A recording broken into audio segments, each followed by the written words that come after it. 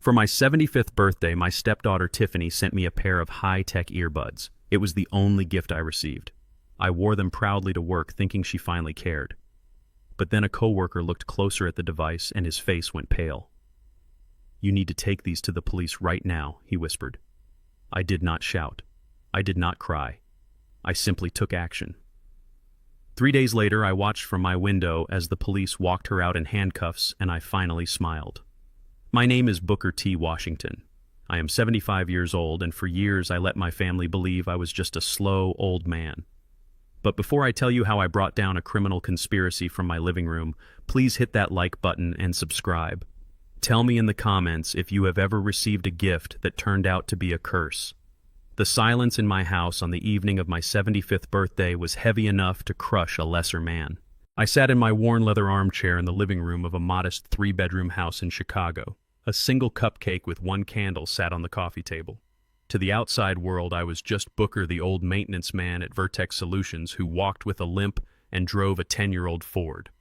No one knew that I owned 3 apartment complexes in Atlanta or that my investment portfolio was worth more than the CEO of the company I cleaned for. I preferred it that way. Silence was my shield. It kept the leeches away, or so I thought. The doorbell cut through the silence like a knife. It was past 8 in the evening.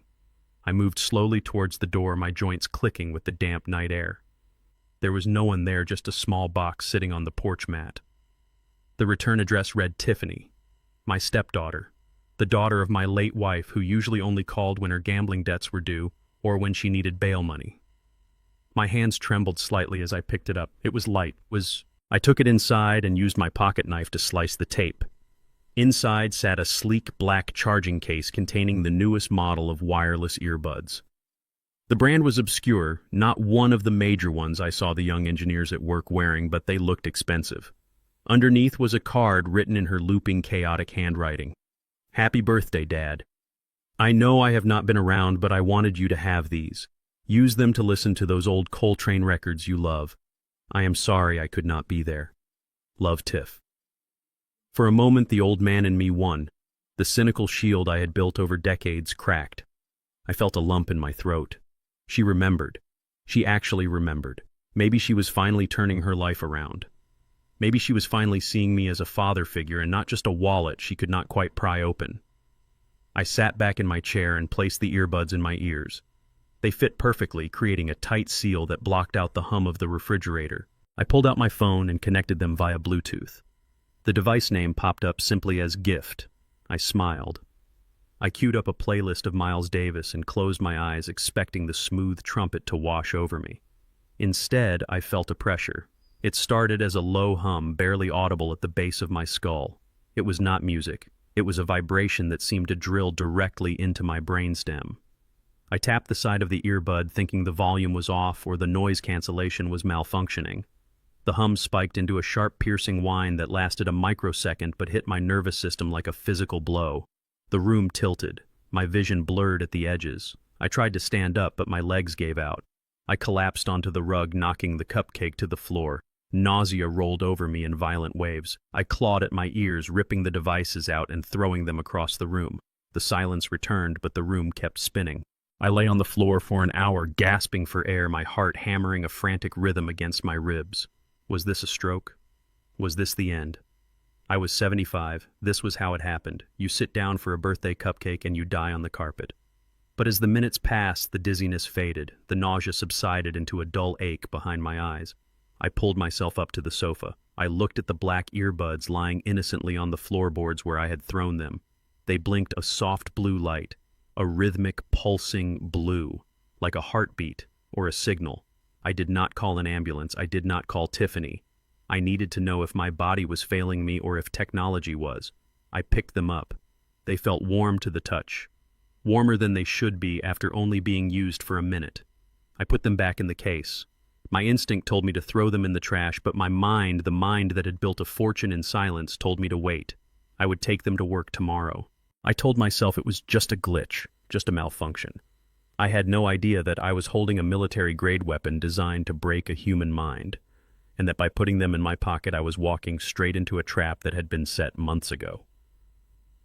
The next morning I woke up with a headache that felt like a hangover. I dressed in my gray work uniform, the name tag Booker stitched on the chest. I drove to Vertex Solutions. It was a high-security facility dealing with government contracts and cybersecurity. I was the head of maintenance, which meant I had keys to every door and nobody looked at me twice. I was invisible, just the way I liked it. The morning sun hit my windshield like a physical blow as I drove my 10-year-old Ford truck toward the Vertex Solutions headquarters. My head was pounding with a rhythm that felt less like a headache and more like a warning siren trapped inside my skull. I had barely slept. The nausea from the previous night had faded into a dull, persistent ache that settled deep in my stomach, making the simple act of shifting gears feel like a Herculean task. I looked at the passenger seat where the black charging case sat.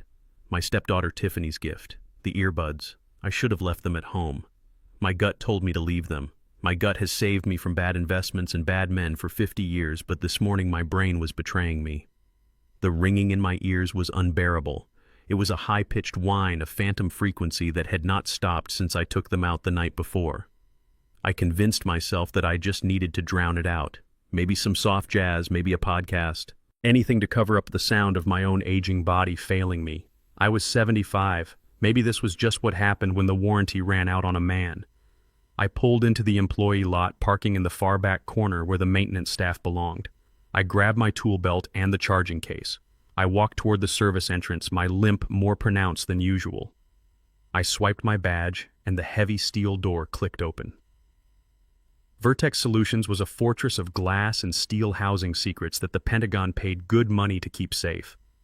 I was the head of maintenance, which meant I was the ghost in the machine. I fixed the air conditioning that cooled the supercomputers. I unclogged the pipes. I changed the light bulbs. I was invisible. I clocked in and headed straight for the server room on the 3rd floor.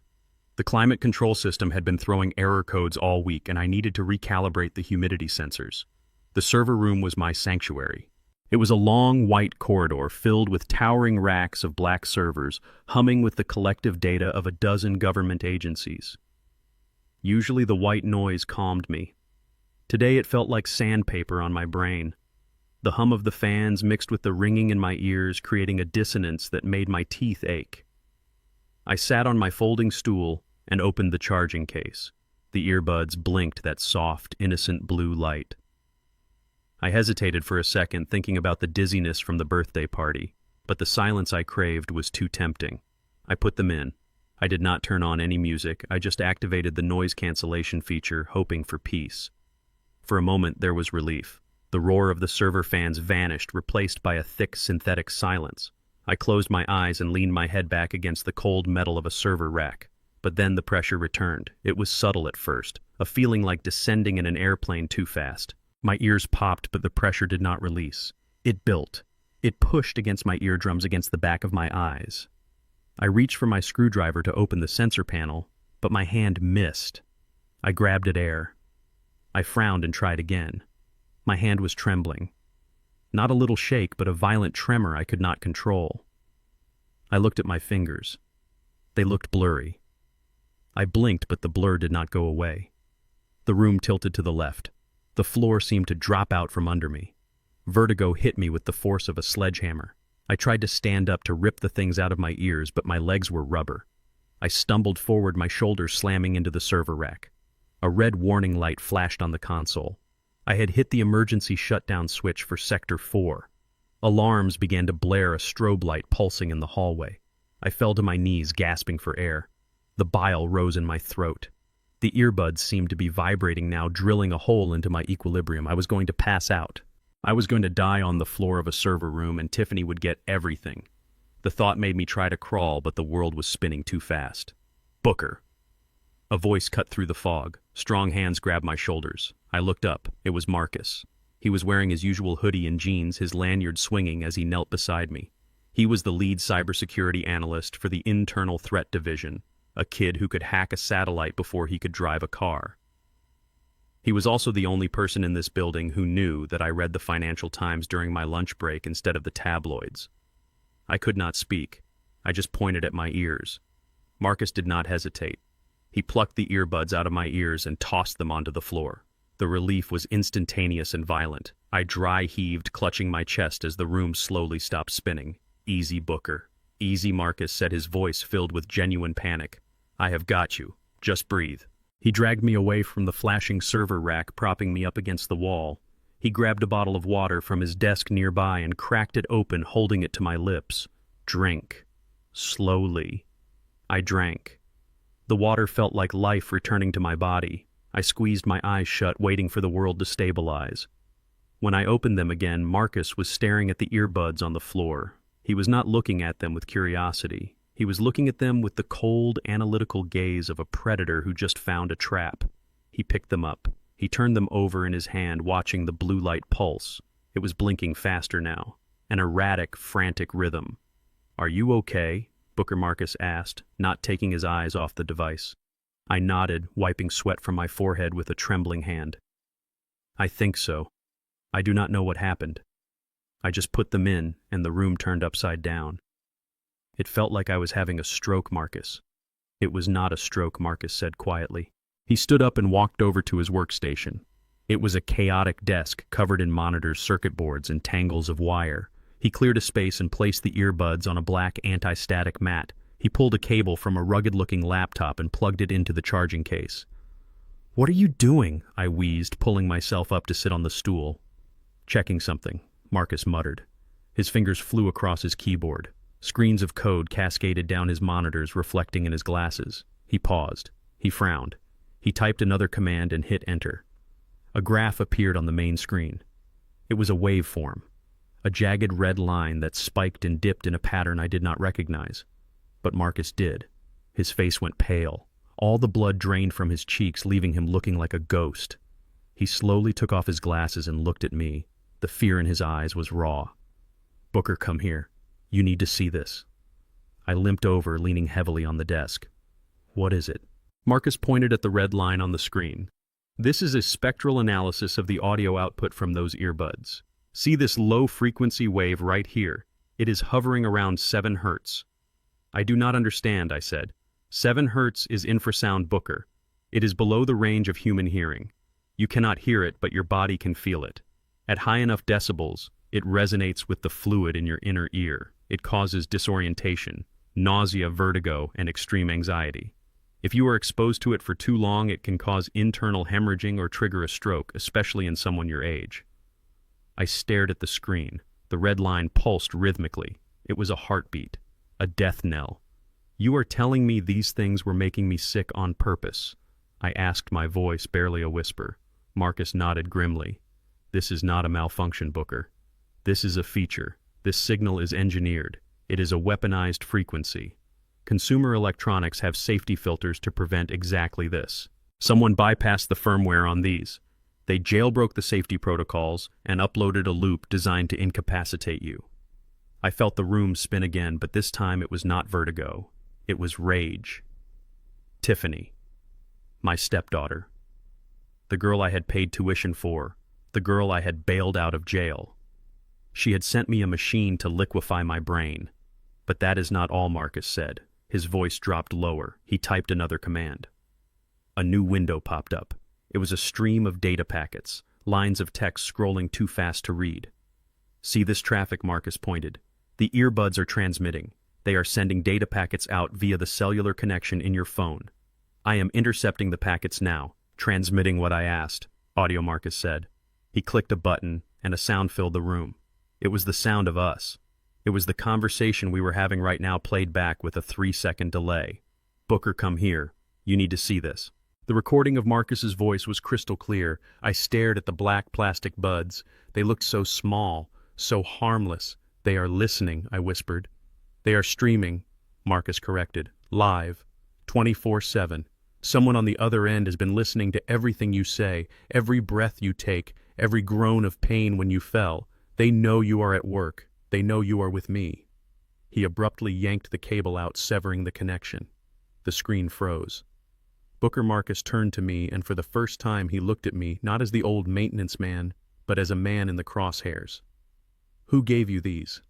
"My stepdaughter," I said. My voice was cold, colder than the server room air. "Tiffany. She sent them for my birthday. She said she wanted me to listen to jazz." Marcus ran a hand through his hair, pacing the small space between the racks. This is bad, Booker. This is federal bad. This hardware isn't something you buy at Best Buy.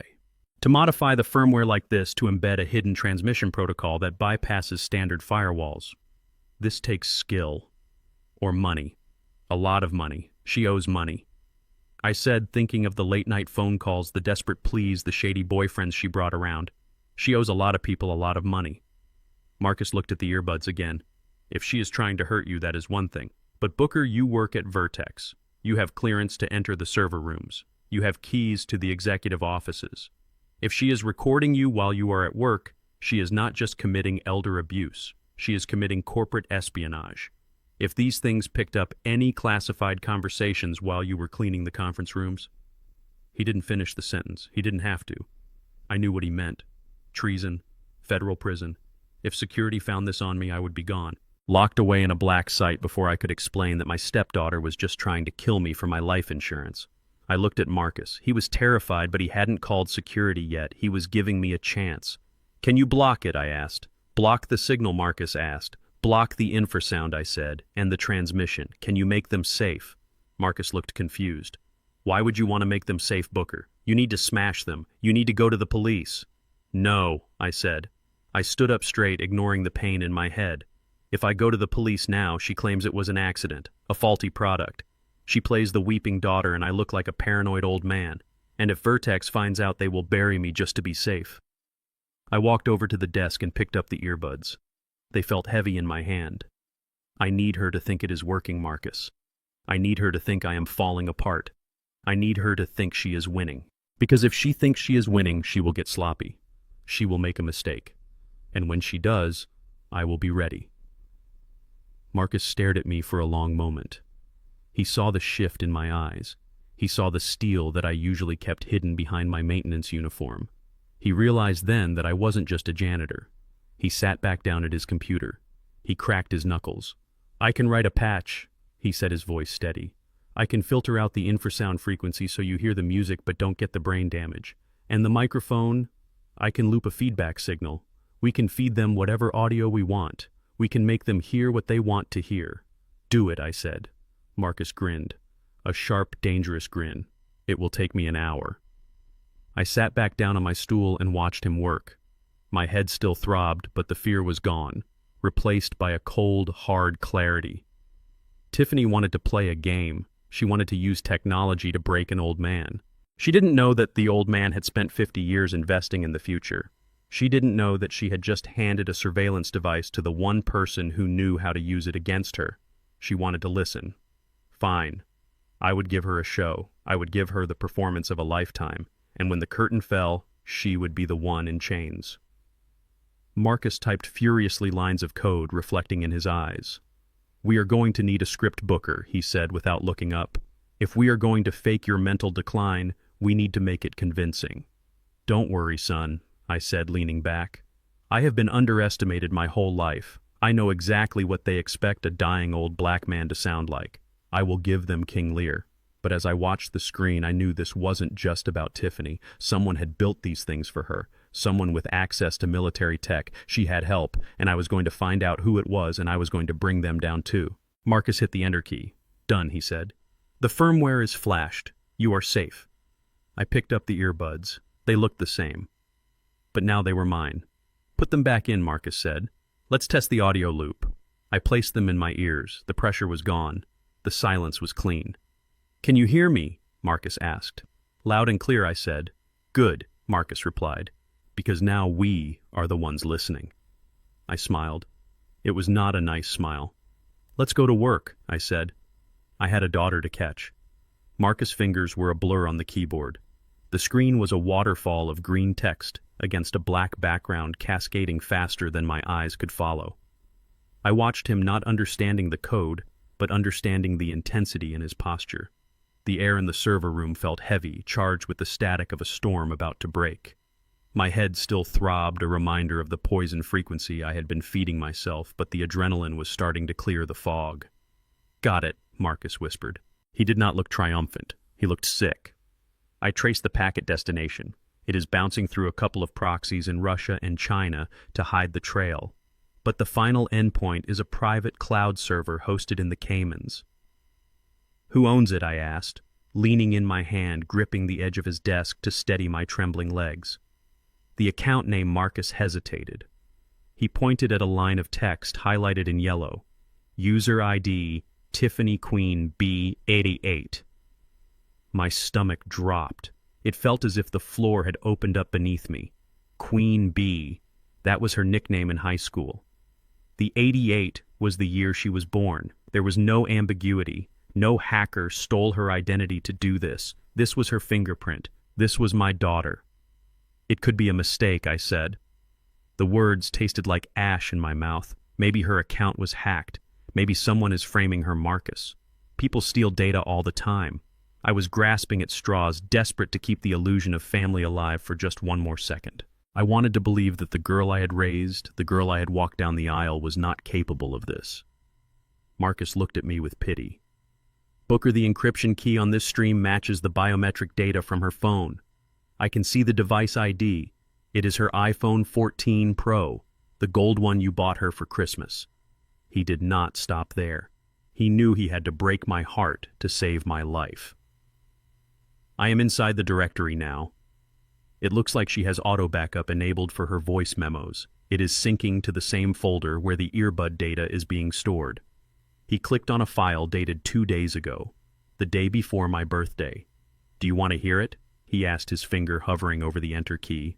I nodded, though every fiber of my being wanted to run out the door and never look back. Marcus pressed the key. The speakers on his desk crackled. Then her voice filled the room. Clear, sharp, undeniably Tiffany. It is costing me $5,000, Todd, but it is worth it, she was saying. There was the sound of ice clinking in a glass. The background noise sounded like a bar or a restaurant. Then a male voice, deep and scratchy. Todd, her boyfriend, the one I had kicked out of my house last Thanksgiving for trying to steal my credit card information. $5,000 for headphones, Tiff. You sure this tech works? It is military grade, baby. Tiffany laughed. It was a cruel sound, a sound I had never heard directed at me before. The guy said it scrambles the equilibrium, makes them dizzy, confused. Paranoia sets in within 48 hours. And then what? Todd asked. And then the old man cracks, Tiffany said. Her voice dropped lower, intimate and venomous. He is already old. He is already slow. I just need him to have one bad fall, or start talking nonsense at work. Once he looks unstable, I call Dr. Evans. I have already primed him. We get him declared incompetent. We put him in that home on the west side, the cheap one with the bars on the windows, and I get power of attorney. Conservatorship. Todd chuckled. Just like Brittany. Exactly, Tiffany said. He is sitting on millions, Todd. He thinks I do not know about the land in Atlanta. He thinks I do not know about the portfolio. I am going to drain him dry while he is drooling in a wheelchair. The audio cut off. The silence that followed was absolute. The hum of the servers seemed to vanish. I stood there staring at the black screen where the waveform of her laughter had just danced. I felt cold. A deep freezing cold that started in my marrow and worked its way out. I thought about the little girl I had taught to ride a bike, the teenager I had sat up with when she got her heart broken, the woman I had protected from the world. She did not just want my money, she wanted my mind. She wanted to erase me. She was willing to destroy my sanity to buy a new life for herself and a man who wouldn't look me in the eye. She called me the old man. She talked about locking me away in a cheap facility with bars on the windows while she spent the money I had broken my back to earn. I looked at my hands. They were large, rough hands. Hands that had unclogged toilets and fixed wiring for 50 years. Hands that had signed deeds and stock transfers in the dark. Hands that had held her hand when she was scared. I slammed my right hand down onto the metal desk. Bang! The sound was like a gunshot in the quiet room. Marcus jumped, pushing his chair back. I did not shout. I did not scream. I did not cry. I took a deep breath, inhaling the ozone smell of the server room. I reached into my pocket and pulled out a handkerchief. I wiped the cold sweat from my forehead. I wiped the moisture from my neck. When I lowered the cloth, I felt my face change. The exhaustion fell away. The confusion of the infrasound was gone, replaced by a clarity as sharp as a diamond cutter. The eyes that looked back at Marcus were not the eyes of a victim. They were the eyes of a man who had survived Jim Crow, who had survived Vietnam, who had survived corporate America by being smarter and harder than everyone else in the room. Booker Marcus whispered, "We need to call the police. This is conspiracy to commit bodily harm. This is attempted murder." "No," I said. My voice was steady, low. "No police. Not yet."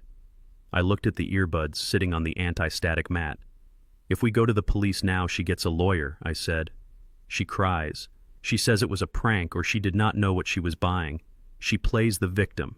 She gets a slap on the wrist and I spend the rest of my life looking over my shoulder wondering when she will try again."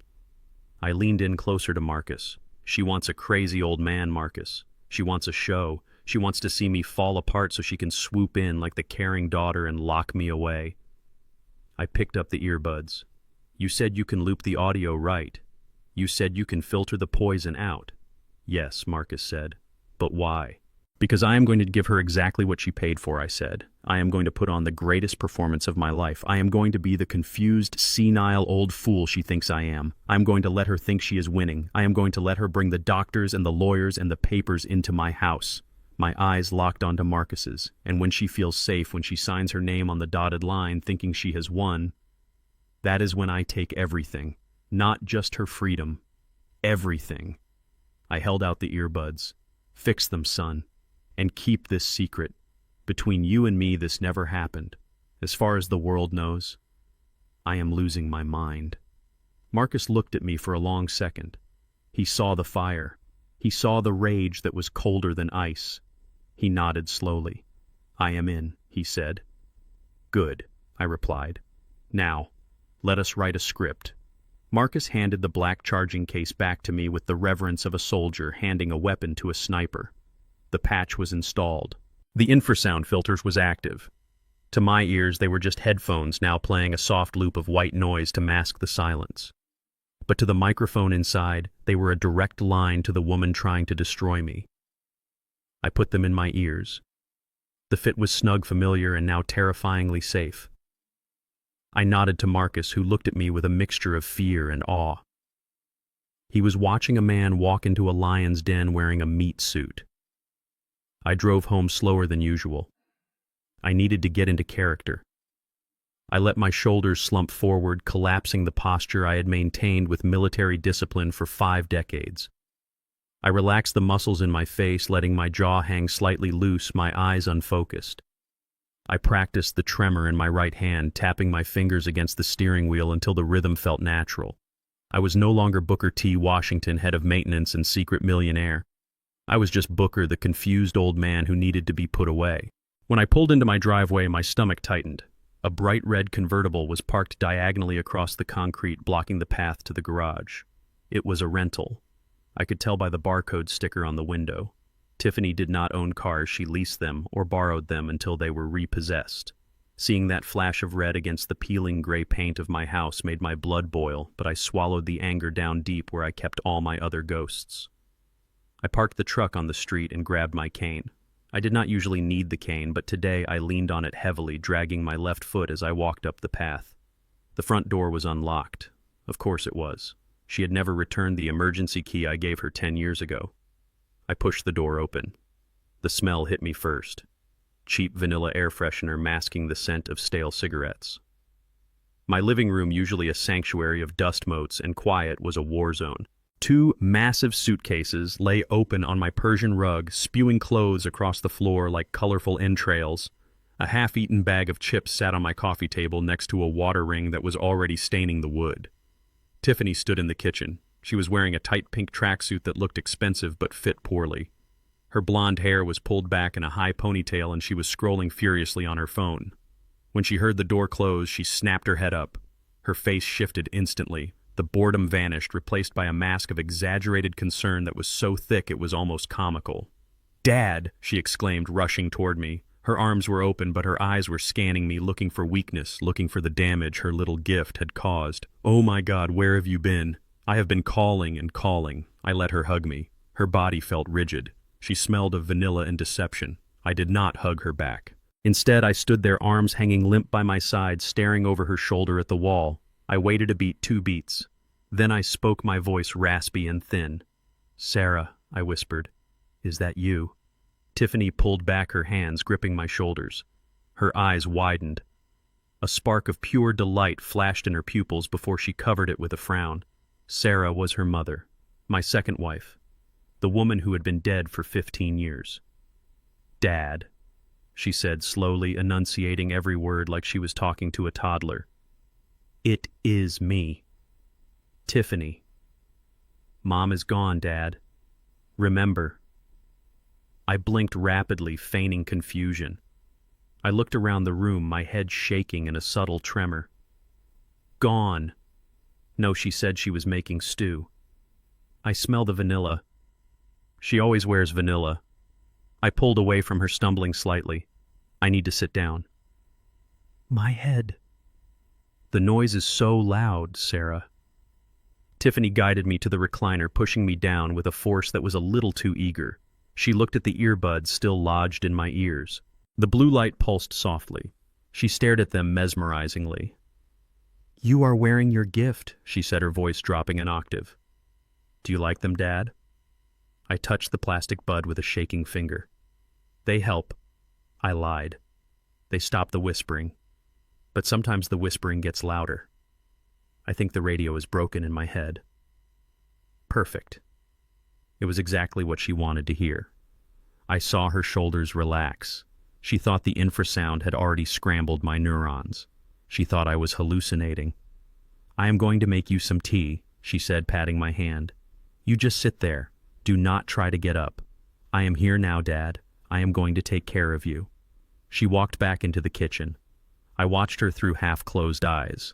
She pulled her phone out of her pocket, immediately typing a message with her thumbs. I could not see the screen, but I did not have to. The earbuds in my ears were not just playing white noise anymore. Marcus had patched the feed. I could hear her muttering to herself. He is totally gone, she whispered to the empty kitchen. Called me Sarah. Can barely walk. This is going to be easier than I thought. She filled the kettle and slammed it onto the stove. I sat there acting the part of the vegetable while my mind raced. She had moved in. That meant she was not leaving until she had a signature or a death certificate. She was occupying my space, my sanctuary, and she was doing it with the confidence of someone who had already spent the money she planned to steal. When the kettle whistled, she poured the water. She brought the mug over to me. Here, Dad, drink this. It will help you sleep. I looked at the steaming mug. Was there something in it? A crushed pill? A few drops of something lethal? I did not know. But the character I was playing would not be suspicious. The character I was playing was helpless. I reached for the mug with both hands. I let the tremor in my right hand take over. The cup rattled against the saucer. Tiffany watched, fascinated. She did not reach out to steady it. She watched with the cold curiosity of a scientist observing a lab rat. I lifted the mug halfway to my mouth, and then I let my grip fail. The mug slipped. Hot tea splashed across my lap and onto the floor. The ceramic shattered against the hardwood. I cried out, jerking back in the chair. My pants were soaked, but the water was not hot enough to burn seriously, just enough to shock. I started to cry. Not real tears, but the whimpering, confused sounds of an old man who has lost control of his body. Look what I did, I sobbed, rubbing my wet trousers. I made a mess. Sarah is going to be so mad. I broke the good cup. Tiffany stood over me. She did not rush to get a towel. She did not ask if I was burned. She just stood there looking down at the puddle of tea and broken pottery. And she smiled. It was a small, quick smile, a twitch of the lips that vanished as quickly as it appeared, but I saw it. It was the smile of a hunter who sees the prey limp. Oh, Dad, she sighed, shaking her head. Look at you. You cannot even hold a cup anymore. This is bad. This is really bad. She turned away from me ostensibly to get a towel, but really to check her phone again. She walked to the window, her back to me. She typed furiously. I leaned forward slightly, straining to see. She held the phone up to her face, the screen reflecting in the glass of the window. I did not need to see the text to know what it said. But then a soft ping echoed in my ear. Marcus. He was monitoring the data stream from his end. He was reading her outgoing packets. The synthesized voice of my text-to-speech app whispered in my ear, invisible to her. Message sent to Todd. The text reads, he spilled boiling water on himself. He thinks I am his dead wife. The fish has bitten. He is almost crazy. Get the doctor ready for tomorrow. I sank back into the chair, my heart hammering against my ribs. Tomorrow. She was moving fast. She was not going to wait for a slow decline. She was bringing in a doctor, probably a fake one or a crooked one, to certify me immediately. Tiffany came back with a roll of paper towels. She threw them onto the spill, not bothering to wipe it up herself. "Clean that up, Dad," she said, her voice hard. "I have to go unpack. I am going to be staying here for a while. Someone has to watch you since you obviously cannot watch yourself." She marched over to her suitcases and began dragging them toward the guest bedroom. No, not the guest bedroom. My bedroom. She was heading straight for the master suite. "I am going to take the big room," she called out over her shoulder. "You can sleep in the guest room. It is closer to the bathroom. You know, in case you have another accident." She was evicting me from my own bed. She was stripping away my dignity layer by layer, testing to see if I would fight back. If I objected, if I stood up and told her to get the hell out of my house, the ruse would be over. She would know I was lucid. She would know the earbuds were not working, and she would change tactics. She might resort to something physical. So I sat there. I sat in my wet pants, surrounded by broken porcelain, and let my stepdaughter steal my bedroom. I listened to her throwing my clothes into the hallway. I listened to her humming a pop song as she dismantled my life. I gripped the armrests of my chair, my knuckles white. The rage was a physical thing, a hot coal in my throat. I wanted to stand up. I wanted to grab her by that expensive tracksuit and throw her out into the street. I wanted to tell her that I had bought and sold men twice her size, that I had built this house with sweat and blood, and that she was not worthy to scrape the mud off my boots. But I forced my hands to relax. I forced my breathing to slow. Not yet, I told myself. Not yet. Let her get comfortable. Let her think she has won. Let her bring her fake doctor. Let her produce the papers. Because when she puts that pen in my hand, when she thinks the ink is dry on her victory, that is when I will show her what a Washington is really made of. I closed my eyes and let my head loll to the side. I started to hum a discordant tune, a broken melody that matched the character of the dying man.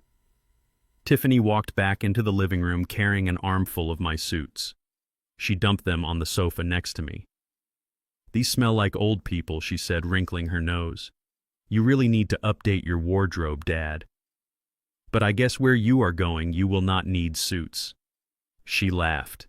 It was a cruel, sharp sound. I kept humming. I kept rocking. But inside I was sharpening the blade. Tomorrow she would bring the doctor. Tomorrow she would try to sign my life away. And tomorrow I would be ready. I touched the earbud in my left ear. It was warm. It was recording. Every insult, every threat, every laugh. It was all going into the cloud, building a coffin around her life, and she did not even know she was holding the hammer. I looked up at her, my eyes wide and watery. "Tiffany," I said, my voice trembling. "What is it, Dad?" she snapped, not looking up from her phone. "Did you bring me a cupcake?" I asked. "It is my birthday." She stopped. She looked at me with pure disgust. "You are 75 years old," she said. "Grow up." She turned and walked into my bedroom, slamming the door. I sat in the silence. I looked at the broken cup. "Happy birthday, Booker," I whispered to myself. "Let the games begin." The silence in the house following the gas stove incident was heavy, suffocating. It was not a peaceful silence. It was the quiet of a predator waiting for the prey to stop twitching. Tiffany spent the afternoon in her room, likely updating Todd on her triumph. I sat downstairs staring at the blank television, letting the hours drift by like a man who had lost his grip on time, but my mind was sharp. Sharper than it had been in years. The adrenaline of the game was a powerful drug. I reviewed the footage from Marcus's hidden cameras again on my secure phone, keeping it hidden beneath the throw blanket on my lap. I watched her blow out the pilot light. I watched her smirk. I watched her take the photo of me cowering on the floor. She was confident. Too confident. She thought she had broken me. She thought the finish line was just a signature away. That was good. Arrogance makes people sloppy. Arrogance makes people greedy. And greed was the lever I needed to pull. Night fell, bringing a thunderstorm that rattled the old window panes of my house. The rain lashed against the siding, a rhythmic drumming that masked the sound of my own breathing. The house was dark, save for the occasional flash of lightning that illuminated the room in stark, ghostly bursts. I put the earbuds in. I wasn't listening to music, I was listening to the feed from the bedroom upstairs. "He's totally gone, Todd." Tiffany's voice came through, tinny but clear. "He was crying on the floor today because he thought he burned the house down. I have the pictures. Dr. Evans said if we have documentation of dangerous behavior, the emergency guardianship order is a slam dunk. When do we do it? Todd asked. Tomorrow, she said. I'm printing the papers now. But I'm worried about the accounts. What if he forgot the passwords? What if he lost the keys to the safe deposit boxes? He's so out of it he might not even remember he has money. You need to find out, Todd said, before we lock him up. Once he's medicated, he won't be able to tell us anything. I know, she sighed. I need to get him talking tonight while he's scared. I took the earbuds out and placed them in my pocket. Perfect. She was coming down. She was coming to extract the final secrets of a dying mind. I stood up and began my performance. I started to pace the living room, my steps erratic, bumping into the coffee table, knocking over a stack of magazines. I let a low moan escape my throat, a sound of pure distress that rose in pitch as I circled the room. No. No. Hide it. Hide it, I muttered loudly, my voice trembling. I heard the bedroom door upstairs open. Footsteps hurried down the hall. Tiffany appeared at the top of the stairs, her phone flashlight cutting through the gloom. She was wearing a silk robe, her hair wrapped in a towel. She looked like a specter in the flashing lightning. Dad, she called out, her voice feigning concern but edged with impatience. Dad, what are you doing? It's midnight. I didn't answer. I kept pacing, wringing my hands together. They're coming. The shadows, they want the key. Tiffany rushed down the stairs. Who's coming? What key? She grabbed my shoulders, stopping my pacing. Her grip was strong, predatory. She turned me to face her. Dad, look at me. What are you talking about? I looked at her, widening my eyes until they watered, staring past her at the dark corners of the room. The key, Sarah. The key to the vault. Sarah's gone, Dad. It's Tiffany, she snapped, then softened her tone instantly, realizing her mistake. I mean, I'm here. What vault? I grabbed her arms, my fingers digging into the silk of her robe. I leaned in close, whispering frantically. The box. The metal box at the bank. Vault 773. It has everything. Everything, she asked, her eyes widening. What's in there? The bonds, I whimpered. The gold coins your grandfather left. The deeds to the land in Georgia. Millions, Sarah. Millions. They want to steal it. Who wants to steal it? She asked, her breath hitching. The government. The doctors.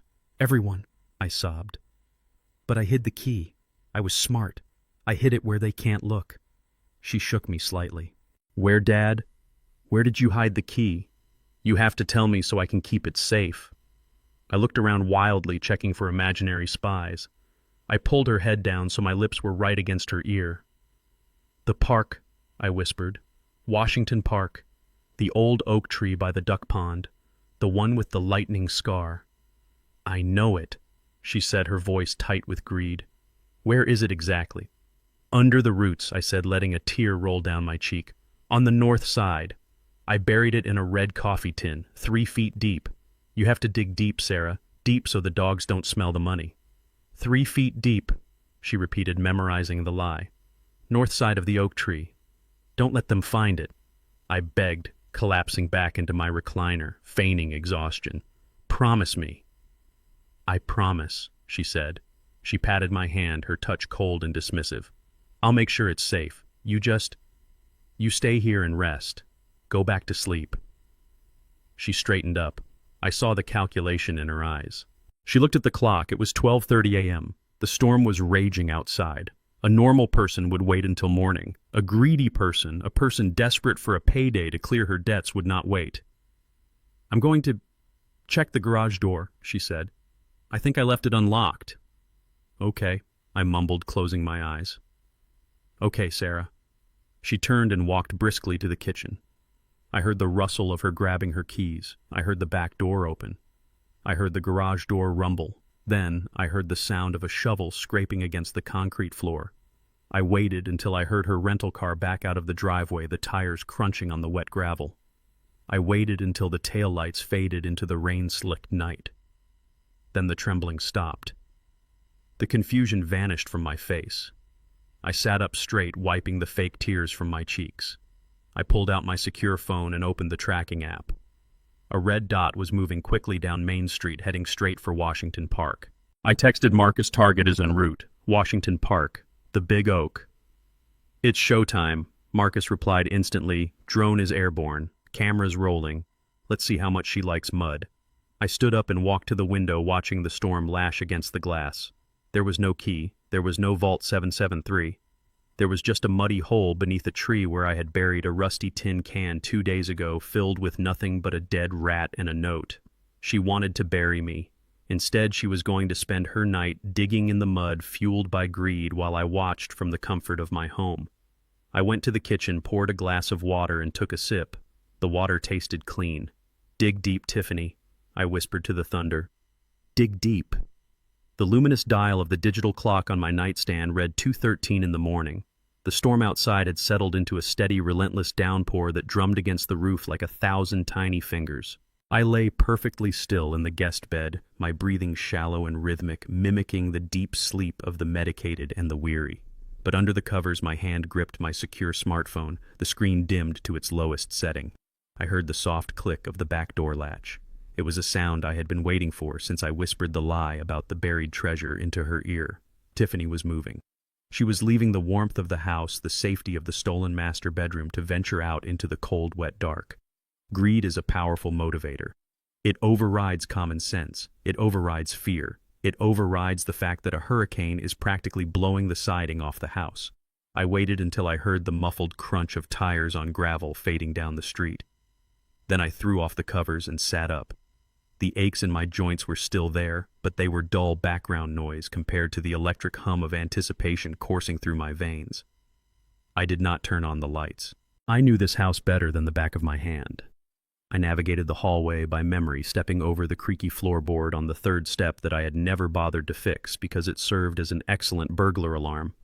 I went to the kitchen and poured myself a cup of cold brew coffee. I needed to be sharp. I sat at the kitchen table and tapped the icon on my phone screen. Marcus had really outdone himself. The feed from the GPS tracker I had magnetically attached to the rental car's wheel well earlier that day showed a bright blue dot moving rapidly east toward Washington Park. I swiped to the next screen. This was the one that mattered. Marcus had deployed a high-altitude drone equipped with night vision and thermal imaging. It was hovering 200 feet above the park, braving the wind to give me a front-row seat to the show. I texted Marcus. Is the signal clear? His reply came instantly. Crystal clear, Booker. She just parked. She is grabbing the shovel. Get the popcorn. I watched the small screen. The thermal camera turned the world into shades of gray and white. I saw the heat signature of the car engine glowing hot white. Then the door opened. A smaller heat signature emerged. Tiffany. She was struggling with something long and unwieldy. The shovel. I could only imagine what she was wearing. Probably something she thought was practical for a heist, but was actually ridiculously expensive. She began to trudge toward the park entrance. The ground at Washington Park is notoriously boggy, even in dry weather. In this rain, it would be a swamp. I watched her heat signature slip and slide. She fell once, picking herself up, quickly looking around as if the trees were judging her. She was heading for the old oak tree, the one with the lightning scar. I had chosen that spot specifically because the root system there is dense and tangled. Digging there is not just difficult, it is misery. It requires chopping through thick knots of wood and wrestling with stones that have been there since the Civil War. She reached the tree. She paused, checking her phone, likely using the flashlight to orient herself. I zoomed in on the feed. I could see the frantic, jerky movements of her head. She was scared. Good. She should be. But she was also hungry. The hunger for that imaginary box of millions was pushing her forward. She struck the ground with the shovel. Even through the silent video feed, I could feel the frustration. The shovel bounced off a root. She struck again and again. She was digging with the manic energy of a woman trying to bury her past, or in this case, unearth her future. I took a sip of coffee. It was bitter and cold, just the way I liked it. I imagined the mud splashing up onto her face. I imagined the rain soaking through her clothes, chilling her to the bone. She hated dirt. She hated manual labor. She once paid a neighborhood kid $20 to pick up a single candy wrapper she dropped in the driveway because she did not want to ruin her manicure. And now here she was digging a ditch in a thunderstorm at 3 in the morning. 30 minutes passed, then 40. She was waist deep in the hole now. She was persistent, I had to give her that. Or maybe desperate was the better word. Her movements were slowing down. She was exhausted. She stopped to lean on the shovel handle, her chest heaving. Then she hit it. I saw her body language change instantly. She froze. She struck the ground again. A distinct shape appeared on the thermal image. A rectangular object buried deep in the mud. The heat signature was cold dark against the surrounding earth. She fell to her knees. She abandoned the shovel and started clawing at the mud with her bare hands. She was frantic, tearing at the roots, pulling up handfuls of wet sludge. She was like an animal, a scavenger sensing a meal. She pulled the box free. It was an old steel lunchbox I had found in the back of the garage, rusted shut and dented. To her, it must have looked like the Holy Grail. She scrambled out of the hole, clutching the box to her chest, slipping on the mud, sliding back down, scrambling up again. She ran to the shelter of the tree trunk, trying to get out of the direct rain. I leaned closer to my phone screen. This was the moment, the payoff. She set the box down on a flat root. She picked up a rock and smashed the rusted latch. Once, twice. The latch gave way. She pried the lid open. I wished I had audio. I wished I could hear the sound she made. But the visual was enough. She recoiled violently, scrambling backward on her hands and feet, crab-walking away from the box as if it contained a viper. She covered her mouth. She was screaming or gagging, probably both. Inside the box, resting on a bed of velvet I had cut from an old pillow, was the carcass of a large rat I had caught in the basement traps 2 days prior. It was stiff cold and horrifying, and taped to the inside of the lid, protected by a layer of plastic, was a note written in thick black marker. "You are too greedy, daughter." She stared at the box. She stared at the rat. She stared at the note. Then she did something I did not expect. She started to laugh. It was not a joyous laugh. I could tell by the way her shoulders shook, by the way she rocked back and forth, hugging her knees. It was a hysterical, broken laugh. She looked around the empty park, her head whipping from side to side, scanning the darkness. She shouted something at the trees. I checked the text-to-speech transcript from the drone's directional microphone, which Marcus had just activated. "You crazy old bat! You sick, twisted old lunatic!" She stood up, kicking the box. The rat flew out, landing in the mud. She kicked the box again, sending it clattering against the tree. "He is crazy!" she screamed into the storm. "He is actually crazy. He buried a rat. He buried a dead rat and sent me to find it." She ran her hands through her wet, matted hair. She was pacing now, pacing in circles around the hole she had dug. "This is it," she muttered. "This is the proof. He is gone. His brain is mush. Who does this? Only a psychopath does this. Only a demented old man buries trash and thinks it is treasure." I sat back in my chair, stunned. I had expected her to realize she was caught. I expected her to realize I was playing her. But her narcissism was so thick, her worldview so warped, that she could not conceive of a reality where I was smarter than her. In her mind, I was the victim. I was the senile fool. Therefore, this prank could not be a trap. It had to be a symptom. She saw the rat not as a message, but as a diagnosis. She thought she had won. She grabbed the shovel and threw it into the bushes. She didn't bother filling the hole. She marched back toward the car, her stride purposeful and angry. She was soaked, covered in mud, and smelled of death, but she walked with the confidence of someone who finally had the smoking gun she needed. I watched her drive away. I watched the blue dot return to the house. I washed my cup and dried it, putting it back in the cupboard exactly where it belonged. I went back to the guest room and slid under the covers. I slowed my breathing. I waited. 10 minutes later, I heard the front door open. She didn't try to be quiet this time. She slammed the door. She stomped up the stairs. She was making a point. She wanted to wake me up. She wanted to confront the crazy old man. Her bedroom door slammed, then silence, then the shower running. She was scrubbing the evidence of her greed off her skin, but she could not scrub away what happened tonight. She thought my insanity was her ticket to my fortune. She didn't realize that by digging that hole, she had just dug her own grave. She had walked into a trap, taken the bait, and convinced herself it was a gift. The bedroom door opened again. Footsteps came down the hall toward the guest room. The door creaked open. I lay still, eyes closed, mouth slightly open, breathing with a slight snore. She stood over me. I could smell the fresh soap trying to mask the scent of the swamp. I could feel the heat of her anger radiating off her. "You are going to rot in that home, old man," she whispered into the darkness. "You and your rats. You are going to rot, and I am going to buy a Porsche with your pension." She turned and left. I opened one eye in the darkness. Buy the Porsche, Tiffany, I thought. Put the deposit down. Dig the hole deeper. Because tomorrow when the sun comes up, you are going to find out that the rat in the box wasn't the only thing caught in a trap. I closed my eyes, and for the first time in days, I slept, the sleep of the righteous, the sleep of the hunter who knows the cage door is already closed. The morning sun did not bring warmth, it brought a sterile, terrifying brightness that illuminated the dust motes dancing in my living room. I sat in my armchair wrapped in a knitted blanket that smelled of mothballs, acting the part of the invalid, while my mind ran tactical simulations like a supercomputer. Tiffany was vibrating with a manic energy. She had been pacing the hallway since dawn, her heels clicking against the hardwood like the timer on a bomb. She was wearing a navy blue dress that was too tight and too short for a funeral, but apparently perfect for an execution. She checked her watch for the 10th time in a minute. Then the doorbell rang. It was not a casual ring. It was a sharp, authoritative double tap. "He is here," she announced, her voice tight. "Behave yourself, Dad. Dr. Evans is the best specialist in the state. He is doing us a huge favor making a house call." She opened the door and in walked the most unconvincing doctor I had ever seen. It was Todd. I recognized him instantly, despite the thick-rimmed glasses and the gray dye streaked poorly through his greasy hair. He was wearing a suit that looked like it had been pulled off a rack at a thrift store an hour ago. The sleeves were too long, covering his knuckles, and the jacket strained against his gut. He carried a leather briefcase that looked brand new, stiff and cheap. Dr. Evans, Tiffany gushed, stepping aside. "Thank you so much for coming so quickly. My father, he had a terrible night.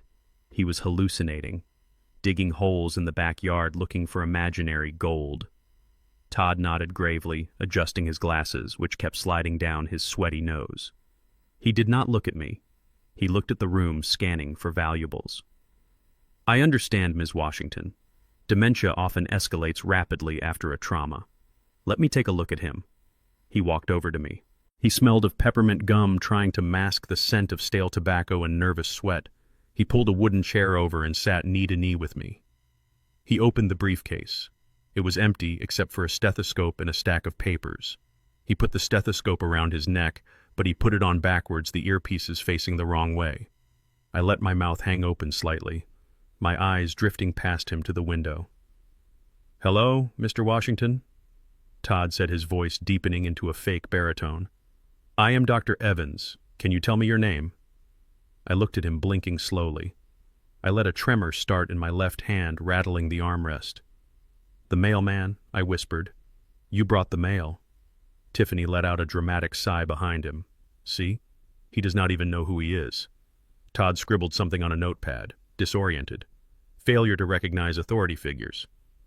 "Mr. Washington, do you know what year it is?" I frowned, concentrating hard as if the question was a riddle from the Sphinx. 1978, I said confidently. "Jimmy Carter, gas is too expensive." Todd nodded, scribbling faster. "Severe temporal displacement. Living in the past." He leaned in closer. His breath was hot and unpleasant. "Mr. Washington, do you know who this woman is?" He pointed at Tiffany. I looked at my stepdaughter. I looked at the woman who was trying to erase me. I saw the greed in her eyes, the impatience, the total lack of empathy. "That is the nurse," I said. "The bad nurse. She stole my pudding." Tiffany bristled. "I did not steal your pudding, you old bat," she hissed, then caught herself. "Dr. Evans, he is paranoid. He thinks everyone is stealing from him. Last night he accused the trees of stealing his treasure." Todd sat back, looking solemn. "This is a classic presentation, Ms. Washington. Paranoid delusions, aggressive behavior, cognitive regression." He scored a 0 on the orientation test. He stood up, turning his back to me to face Tiffany. "He is worse than you described. He is not just senile, he is a danger to himself and others. That digging last night, he could have hit a gas line, he could have wandered into traffic." He lowered his voice, but I could hear every word thanks to the earbuds still broadcasting the feed to Marcus and recording to the cloud. "I cannot in good conscience leave him here," Todd said. "He needs 24-hour supervision, immediate containment. If he has another episode, he could burn this house down with you inside." Tiffany put a hand to her chest, feigning shock. Oh my God, is it that bad? It is critical, Todd said. I am recommending immediate involuntary commitment to the Sunnyvale Secure Care Facility. I have a contact there. They can take him tomorrow morning if we file the paperwork now. Sunnyvale. I knew the place. It was a warehouse for the forgotten. A place where the state sent people to die quietly when the money ran out. It was a hellhole. Tiffany looked at me. A slow smile spread across her face, a smile of pure triumph. Tomorrow, she said. That is so soon. But if you think it is necessary, Doctor. It is necessary, Todd said. He reached into his briefcase and pulled out a thick document. I have prepared the emergency medical custody order, but because he is currently non-compos mentis, we need to transfer legal authority to you immediately so you can sign him in. The facility won't take him without a power of attorney and a financial guarantee. Tiffany snatched the papers. Her hands were shaking not with fear, but with excitement. She was staring at the keys to the kingdom. I need him to sign this, she said, just this one form. The bank said if he signs the power of attorney in front of a witness, it is valid. Todd looked at me. Can he even write? He can write his name, Tiffany said. She walked over to me. The paper rustled in her hands. She placed it on the coffee table and shoved a pen into my trembling fingers. Dad, she said, her voice hard and commanding. Dad, look at me. I looked up, my eyes watery. I need you to sign this paper, she said. It is for your medicine. The doctor needs you to sign so he can give you the medicine to make the voices stop. I looked at the paper. The text was dense legal jargon, but the header was clear. Durable power of attorney. It gave her control over everything. My bank accounts, my properties, my life. I hesitated. I let the pen hover over the signature line. No. I whimpered, pulling my hand back. No doctors, no shots. Sign it, Tiffany hissed, grabbing my wrist. She squeezed hard, her fingernails digging into my thin skin. Sign the damn paper, Dad, or the bad men will come and take you away. Todd stepped forward, looming over me. Mr. Washington, sign the form. It is a medical necessity. I looked from one to the other, the fake doctor and the traitorous daughter. They thought they were wolves circling a wounded deer. They did not know they were standing in a bear trap. I need to sign this to win, I thought. I need to give them the rope.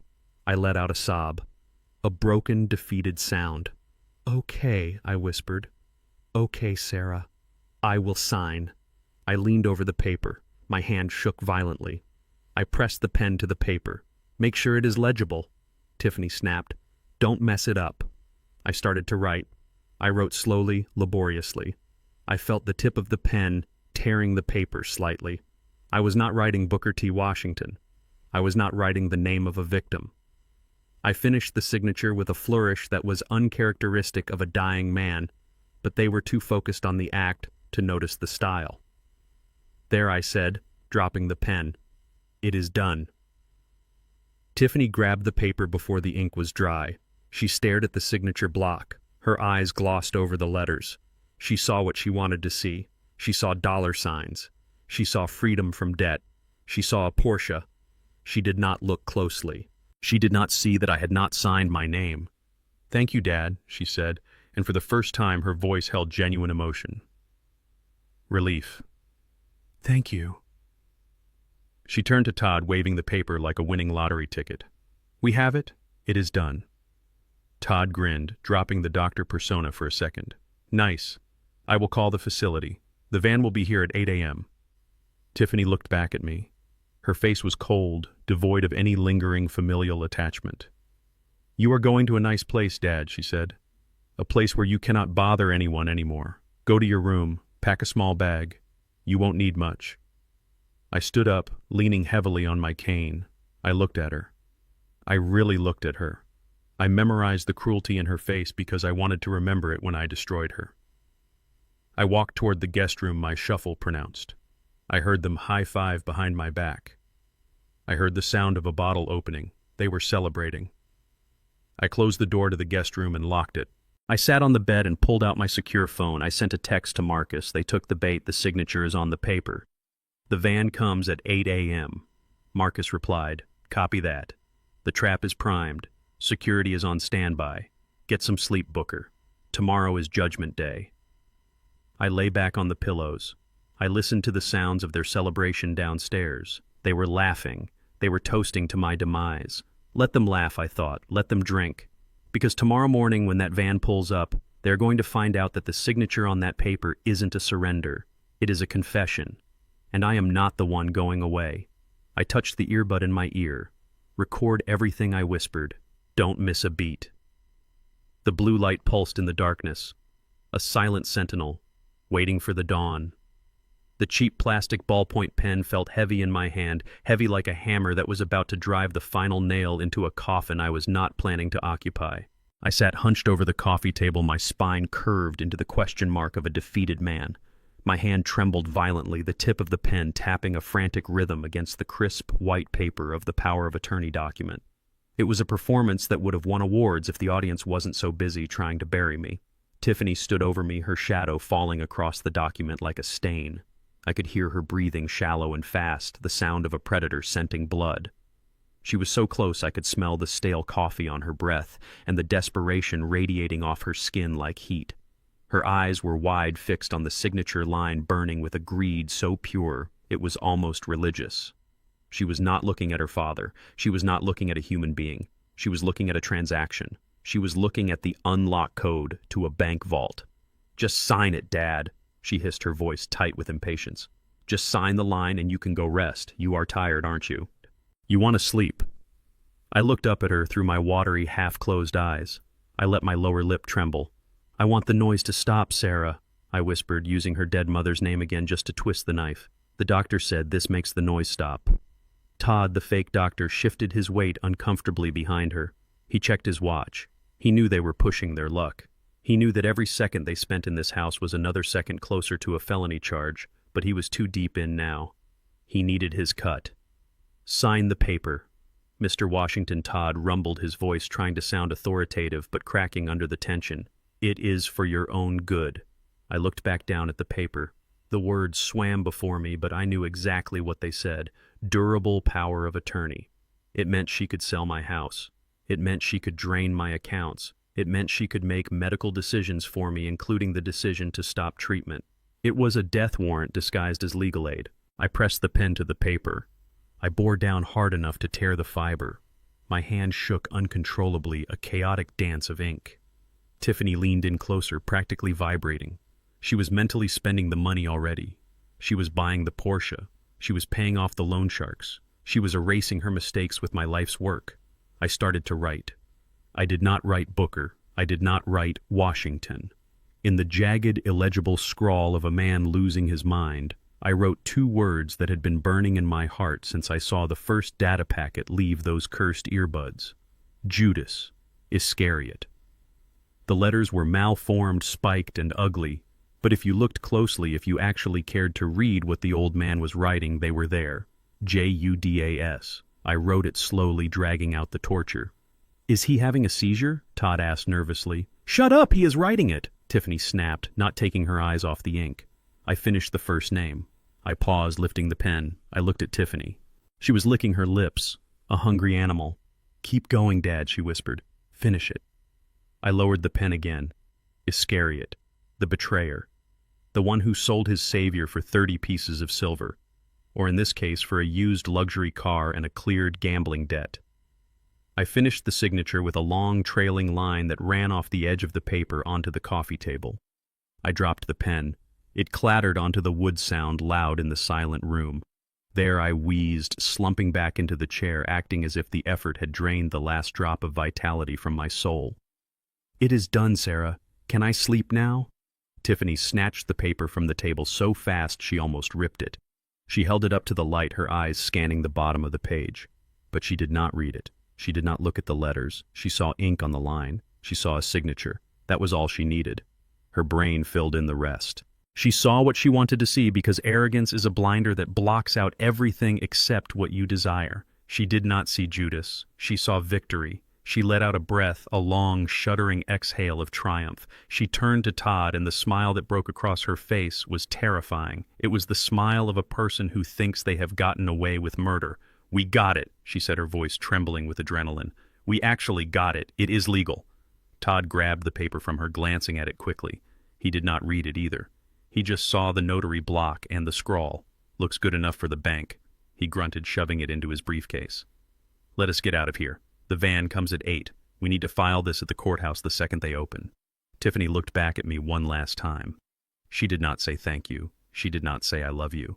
She looked at me with the cold indifference one reserves for an empty soda can before tossing it into the recycling bin. You should get some rest, Dad, she said. You have a big day tomorrow. They turned and walked out the front door. They did not even bother to lock it. Why would they? The house was theirs now. Or so they thought. I listened to their footsteps fade down the walkway. I heard the car doors slam. I heard the engine start, and the tires squeal as they peeled out of the driveway in a hurry to celebrate their windfall. The moment the sound of the engine vanished, the trembling in my hands stopped. It stopped instantly as if someone had flipped a switch. I sat up straight, my spine snapping back into alignment. I wiped the fake confusion from my face and replaced it with the cold, hard mask of a general surveying a battlefield. I reached into my pocket and pulled out the earbuds. I put them in. Marcus, I said, my voice steady and deep. Did you get that? Loud and clear, Booker Marcus replied in my ear. His voice was tight with a mixture of anger and fear. The video feed from the button camera on your cardigan was perfect. I have a high-resolution shot of the signature. Judas Iscariot. That is poetic justice, Booker. But it is risky.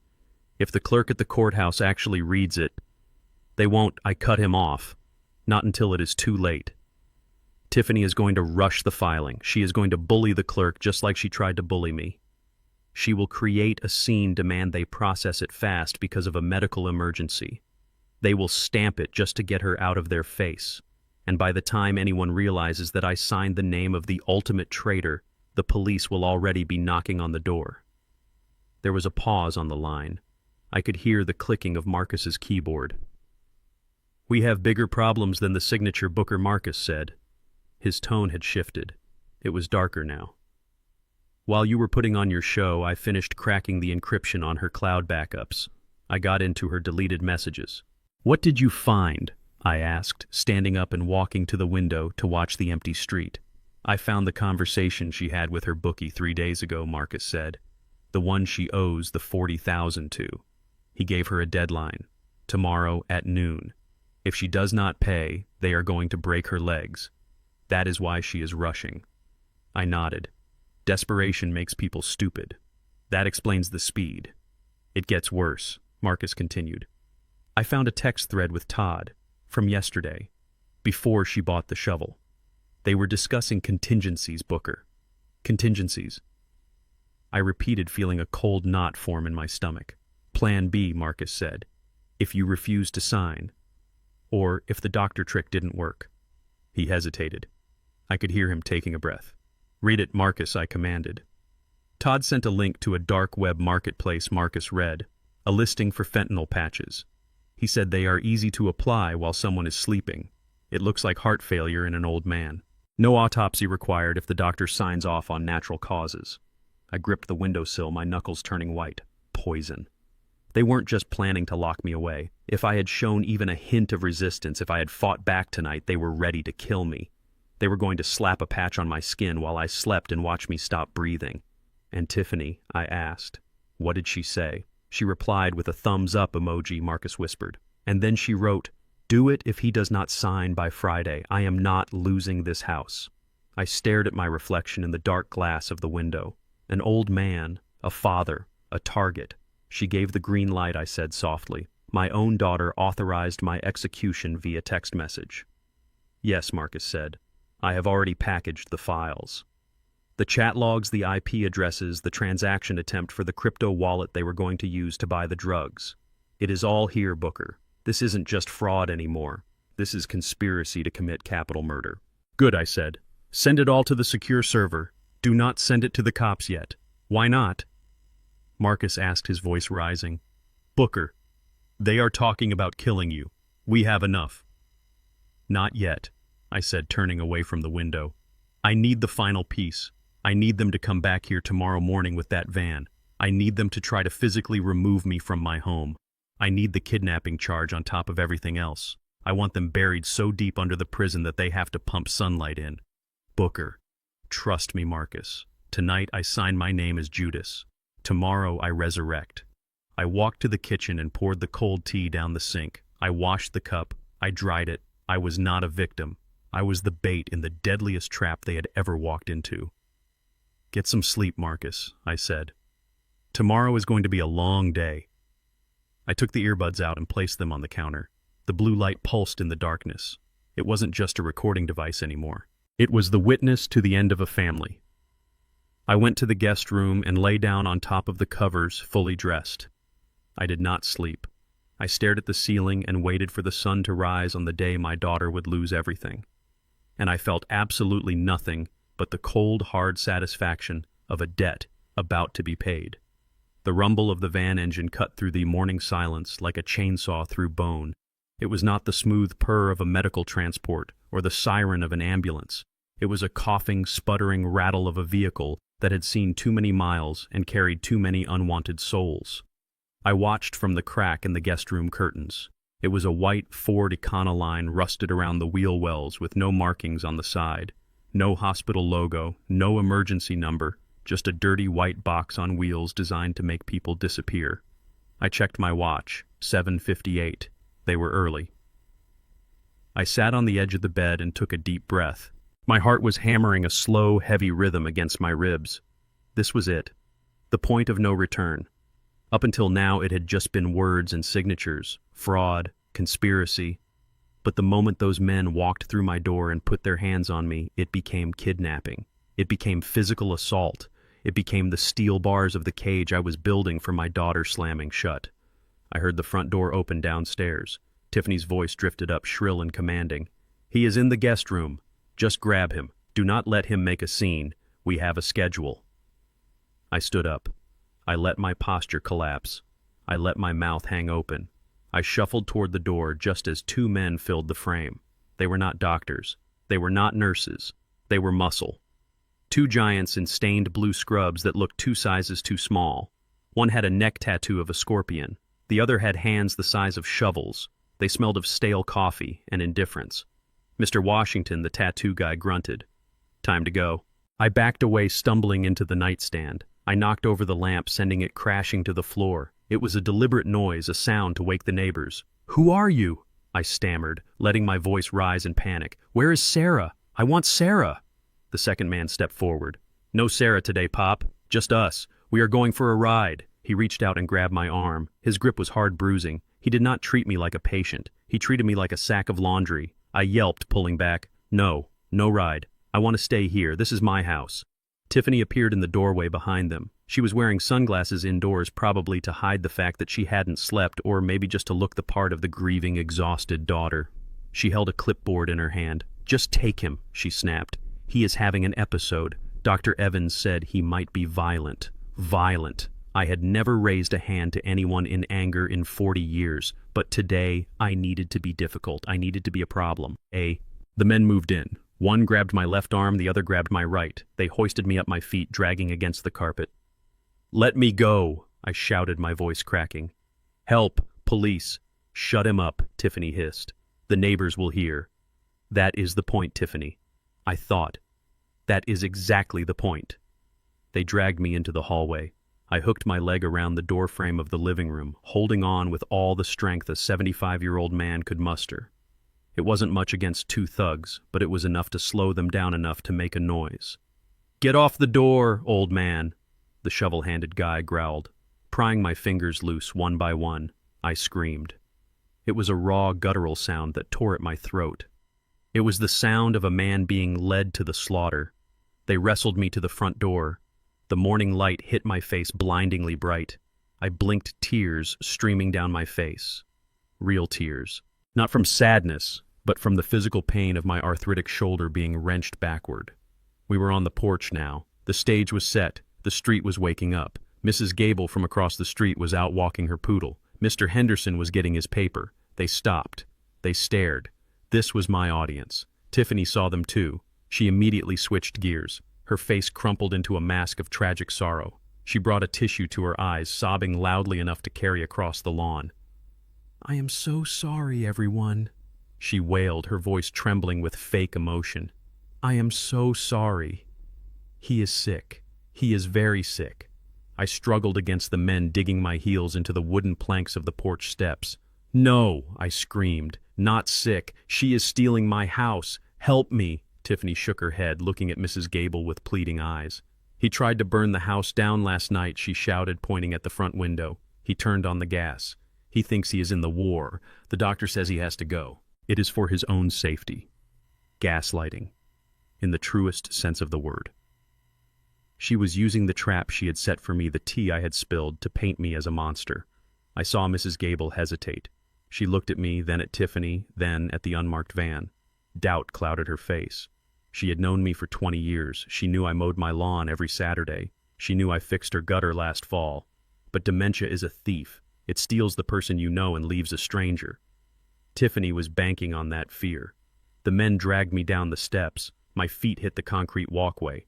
I kicked out, catching the tattoo guy in the shin. He cursed and tightened his grip, twisting my arm behind my back. "Easy, Pop, or we sedate you right here," he whispered in my ear. His voice was low, a threat meant only for me. I looked up.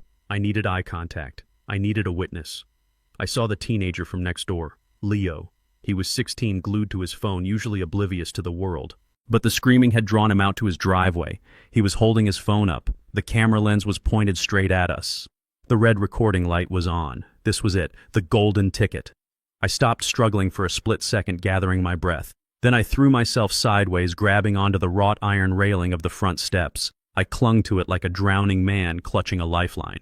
"She is killing me!" I roared, my voice carrying down the block. "Look at her! She is killing me for the insurance! Call the police! She poisoned me!" Tiffany rushed forward, her sunglasses slipping down her nose. Her composure cracked. The mask slipped. "Shut up!" she hissed, leaning in close, her face contorted with rage. "Shut the hell up, you senile old bat, or I will tell them to break your arm." She said it quietly, but not quietly enough. Not for the high-definition microphone on Marcus's modified earbuds still securely in my ears, and hopefully not quietly enough for Leo's phone. "Get him in the van!" she screamed at the men abandoning the act. "Just get him in the damn van!" The big man ripped my hands from the railing. I felt a fingernail tear. Blood welled on my knuckle. They lifted me off the ground, my legs kicking helplessly in the air. They carried me toward the open back doors of the Econoline. The interior was dark. There were no seats, just a metal bench with restraint straps bolted to the wall. It looked less like a medical transport and more like a mobile prison cell. I looked back at the house. My house. The house I had bought with the money from my first patent in 1982.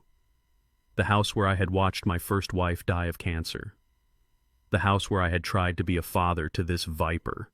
Tiffany stood on the lawn, smoothing her dress. She wasn't crying anymore. She was watching me being loaded up like garbage, and she looked relieved. She looked like she was already counting the money. Mrs. Gable took a step off her curb. "Excuse me," she called out, her voice uncertain. "Is there a doctor present? That van, it doesn't look official." Tiffany spun around, a dazzling fake smile plastered back onto her face. "It is a private service, Mrs. Gable. Very exclusive. Specialized care. Dr. Evans arranged it personally.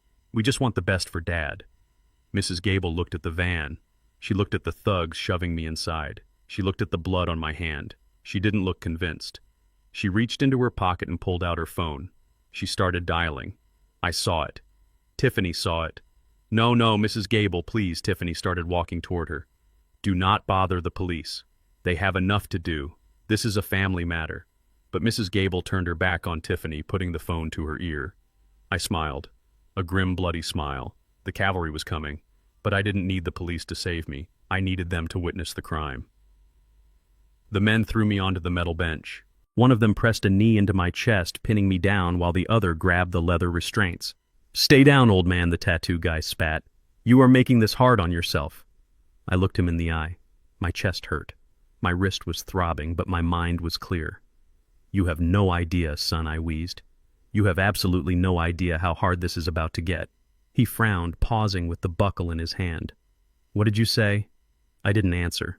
I just looked past him out the back doors of the van. A black SUV turned the corner at the end of the street. Then another. Then a third. They were moving fast in a tight formation. They weren't police cruisers. They were blacked-out Suburbans with government plates. They screeched to a halt, blocking the driveway, boxing the white van in. The doors of the SUVs flew open.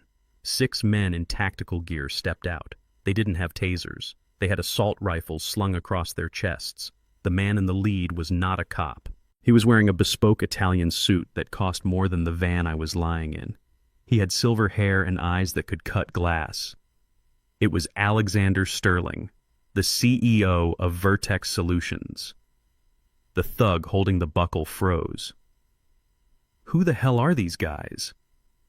I let out a long breath, relaxing against the cold metal floor. Those, I said softly, are my coworkers. And you are parked in their spot. Tiffany stood on the lawn, her mouth agape, her phone slipping from her fingers. She stared at the armed men swarming her property. She stared at the CEO walking toward her with the stride of a man who owned the ground he walked on. She looked back at the van. She looked at me. And for the first time since she sent me those cursed earbuds, I saw true, unadulterated fear in her eyes. She wasn't looking at a senile old man anymore. She was looking at a ghost who had just summoned an army. I closed my eyes and listened to the beautiful sound of her world ending. The silence inside the van was shattered not by a siren, but by the synchronized slamming of heavy doors. It sounded like a volley of gunfire. The thug with the scorpion tattoo froze, his hand still gripping the leather restraint strap across my chest. He looked up toward the open rear doors of the Ford Econoline, and for the first time since he dragged me out of my house, the arrogance drained from his face, leaving behind the raw, primal fear of a bully who realizes he has just punched the wrong man. I did not need to look to know what was happening. I felt the vibration of heavy engines idling through the metal floor of the van. I heard the crunch of tactical boots on the asphalt moving with a precision that the local police force could never replicate. This was not law enforcement. This was private equity with a license to kill. The thug let go of the strap. He backed away, hands raised instinctively. The other man, the one with the shovel hands, dropped the buckle he was holding as if it had turned red hot. Step away from the vehicle. The voice was calm, amplified by a megaphone, but lacking the frantic urgency of a cop. It was a command, not a request. I sat up, rubbing my bruised wrist. The pain in my shoulder was a dull throb, but my mind was razor sharp. I looked out the back of the van. My driveway had been transformed into a fortress. 3 black armored SUVs formed a semicircle, blocking the exit, boxing the white van in against the garage door. The tinted windows were impenetrable. The grills flashed with covert strobe lights, not red and blue, but white and amber. 6 men stood in a perimeter. They wore charcoal gray suits that were cut to hide the bulk of body armor and the submachine guns slung across their chests. They did not aim their weapons. They held them at the low ready, a posture that suggested they did not need to aim to hit their target. They were the ghosts, the elite security detail of Vertex Solutions. And walking through the gap between the SUVs was Alexander Sterling. He looked out of place on a cracked suburban driveway. He was wearing a bespoke Italian suit, a shade of midnight blue that cost more than the house Tiffany was trying to steal. His silver hair was perfectly coiffed, and his eyes behind rimless glasses were cold enough to freeze oxygen. He did not look at the thugs. He did not look at Tiffany. He looked straight at me. Mr. Sterling, the scorpion tattoo guy, stammered, his voice cracking. This is a medical transport. We have paperwork. Sterling ignored him. He walked right up to the back of the van, his polished Oxford shining in the morning sun. He extended a hand toward me. Booker, he said, his voice smooth and cultured. I apologize for the delay. Traffic on the interstate was murder. I took his hand. His grip was firm, familiar. We had shaken hands on deals worth millions in back rooms where the air was thick with cigar smoke, but he had never looked at me with more respect than he did right now, pulling me out of a kidnapping van in my own front yard. I stepped down onto the driveway. My knees were shaky, but I stood tall. I brushed the dust off my cardigan. I adjusted my glasses. You are right on time, Alex, I said. The 2 thugs scrambled out of the side door of the van, trying to make themselves small, trying to disappear into the bushes. But 2 of the security operators stepped into their path. They did not say a word. They just stood there, walls of muscle and Kevlar, silently inviting the men to try something stupid. The thugs froze, putting their hands on their heads. Tiffany was standing on the lawn near the hydrangeas. Her mouth was open, a perfect circle of shock. Her phone was in her hand, but she wasn't filming anymore. She was staring at Alexander Sterling. She recognized him. Everyone recognized him. He was on the cover of Forbes last month. He was the face of American cybersecurity, and he was shaking the hand of her janitor father. She blinked rapidly, her brain trying to reconcile the two realities crashing together in front of her. The script had flipped so violently she had whiplash. She marched forward, her heels sinking into the grass, trying to regain control of a narrative that was spiraling into chaos. "Excuse me," she shrieked, her voice shrill and desperate. "Who do you think you are? You cannot just storm onto my property and interfere with a medical procedure." Sterling turned to her slowly. He looked at her the way one looks at a stain on a silk tie. "Your property?" he asked, arching an eyebrow. "Yes, my property," Tiffany spat, waving the power of attorney papers that Todd had forged. "I am his legal guardian. He is sick. He is dangerous. Get your goons off my driveway or I will call the police." Sterling laughed. It was a dry, humorless sound. "Please do call them. In fact, I believe my head of security has already alerted the FBI. They should be here any minute to collect the trash." Tiffany faltered. FBI. The word hung in the air. She looked at me, then back at Sterling. You know him?" she asked, pointing a trembling finger at me. Sterling stepped closer to her, looming over her with the weight of $1 billion valuation. "Know him. Madam, I work for him." The silence that followed was absolute. Mrs. Gable across the street stopped walking her dog. The teenager Leo stopped filming. The wind seemed to stop blowing. Tiffany let out a short, nervous laugh. "What are you talking about? He is a maintenance man. He fixes toilets. He mops the floors. He is a senile old man who thinks he buried treasure in the park." I stepped forward then. I did not need the cane anymore. I dropped it on the grass. I stood next to Sterling, shoulder to shoulder. Sterling smiled a shark-like grin. "He fixes toilets," Sterling repeated, tasting the absurdity of the lie I had lived for 20 years. "Is that what he told you?" He looked at me. "You really committed to the bit, didn't you, Booker?" I shrugged. "Privacy is a luxury, Alex. You know that better than anyone." Sterling turned back to Tiffany. His face hardened. The amusement was gone. "Your father is not a maintenance man. He is a founding partner of Vertex Solutions. We started the company in a garage in 1985. He wrote the core encryption algorithm that currently protects the grid of the eastern seaboard." Tiffany shook her head, backing away. "No, that is a lie. He is poor. He drives a Ford. He drives a Ford because he hates Ferraris." Sterling cut her off. "He mops the floors because he likes to keep an eye on the junior engineers. It is his company. He likes it clean." Sterling took a step closer, his voice dropping to a lethal whisper. "Booker T. Washington owns 15% of Vertex Solutions.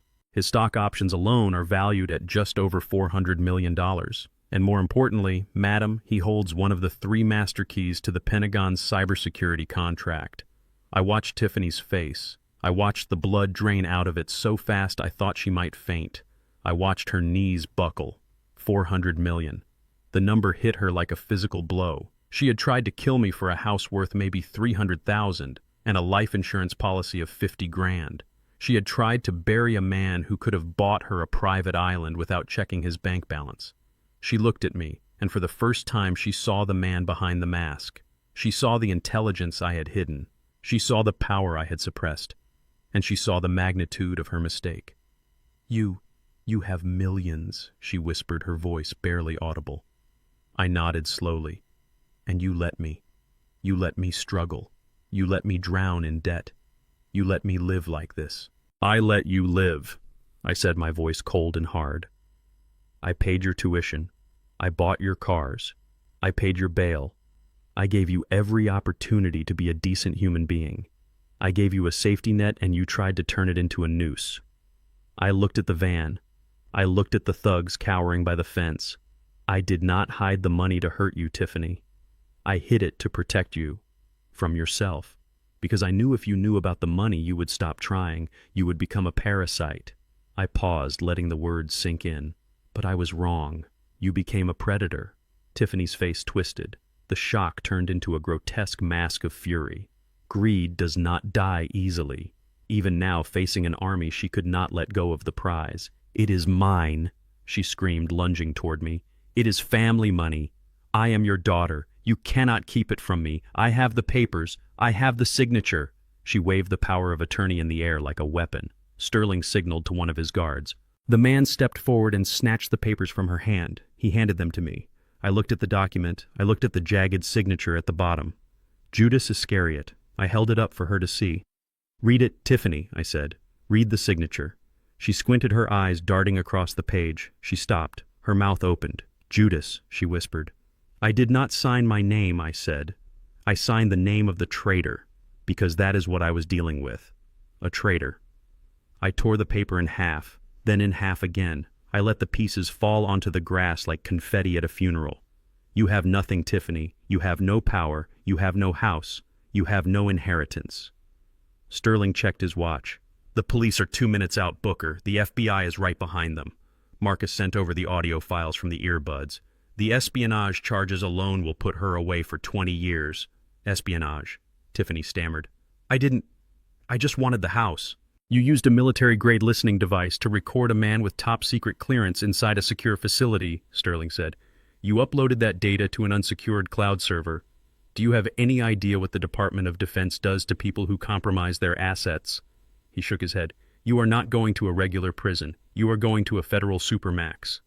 And you are going to be there for a very long time." Sirens wailed in the distance, getting louder. The neighborhood was fully awake now. Everyone was watching. Tiffany looked around wildly. She looked at the van. She looked at her rental car blocked in by the SUVs. She looked at me. "Dad," she begged, falling to her knees on the grass. "Dad, please, tell them it was a mistake. I am your little girl. You cannot let them take me." I looked down at her. I remembered the little girl with pigtails who used to wait for me on the porch. I remembered the teenager who cried when her prom date stood her up. But then I remembered the shovel. I remembered the rat. I remembered the text message approving my murder with a thumbs-up emoji. I leaned down close to her face. "My little girl died a long time ago," I whispered. "You are just the stranger who dug up her grave." I straightened up and turned to Sterling. "Get me out of here, Alex. I have a board meeting to attend." Sterling nodded. He opened the door of the lead SUV. I climbed into the leather seat, leaving the cane on the grass. As the convoy rolled out, leaving Tiffany kneeling in the ruins of her life surrounded by the approaching sirens, I put the earbuds back in. I tapped the side. Music played. Smooth, complex jazz. No static. No interference. Just the sound of freedom. The piece of paper in Tiffany's hand shook like a leaf in a hurricane. It was the power of attorney document, the one I had signed the night before with the name of a biblical traitor. To her it was a shield, a magic spell that she thought could ward off the black SUVs, the armed guards, and the impossible truth that Alexander Sterling had just dropped on her head like an anvil.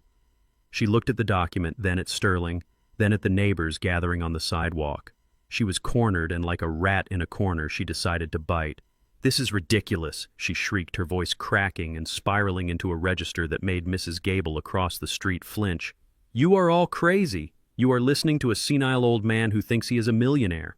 Look at him. Look at his clothes. He is wearing a cardigan from Goodwill. He smells like mothballs. He is not a tech mogul. He is a janitor who lost his mind." She thrust the paper toward Sterling's chest, invading his personal space with the desperate audacity of the doomed.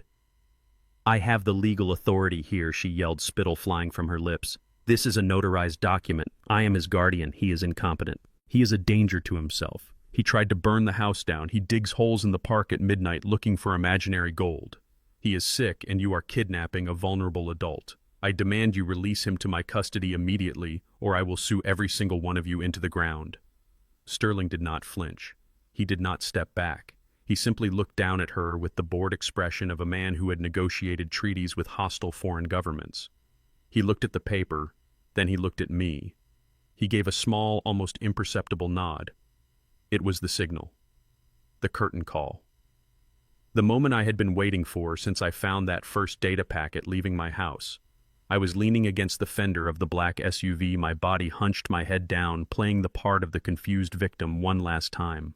But when I saw that nod, I let the character die. I stood up. I did not unfold myself, slowly creaking and groaning like the old man I had pretended to be. I stood up straight, snapping my spine into alignment, my shoulders broadening, my full 6'2" frame rising to its full height. I brushed the dust from the driveway off my sleeves with a slow, deliberate motion. I buttoned my cardigan not with fumbling fingers, but with the dexterity of a surgeon. The silence that fell over the lawn was heavy. It was the silence of a magic trick when the pledge turns into the prestige. I reached up and took off the thick, smeary reading glasses I had worn for the last 3 days. Glasses I did not actually need, fitted with plain glass lenses to make my eyes look weak and watery. I folded them and slipped them into my pocket. Then I looked at Tiffany. I did not look at her with the cloudy, confused gaze of a dementia patient. I looked at her with the cold, hard stare of Booker T. Washington, the man who had written the code that kept the nation's power grid safe, the man who had fired executives for incompetence, the man who had survived a war and a lifetime of being underestimated. Her mouth hung open. The rant she was preparing died in her throat. She took a half step back, her eyes widening as she tried to reconcile the father she thought she controlled with the stranger standing in front of her. "Dad," she whispered the word, trembling. "I am not your dad," I said. My voice was different. It was deep resonant and devoid of the tremor I had affected for days. It boomed across the yard, clear enough for Leo the teenager to record on his phone, clear enough for Mrs. Gable to hear, clear enough for God himself to take notes. "I am the man whose house you invaded. I am the man whose money you stole, and I am the man you tried to bury before he was dead." Tiffany shook her head, a frantic, jerky motion. "No, no, you are sick. You are confused," the doctor said. The doctor, I cut her off, my voice sharp as a whip. "You mean Todd? The failed car salesman you dressed up in a cheap suit. The man who couldn't tell a stethoscope from a garden hose. Did you really think I didn't know? Did you think I didn't recognize the smell of his cheap vape pen?" She paled, the blood draining from her face, leaving her looking like wax. How did you—" "I know everything, Tiffany," I said, taking a step toward her. She flinched as if I had raised a hand, but I only reached into the pocket of my slacks.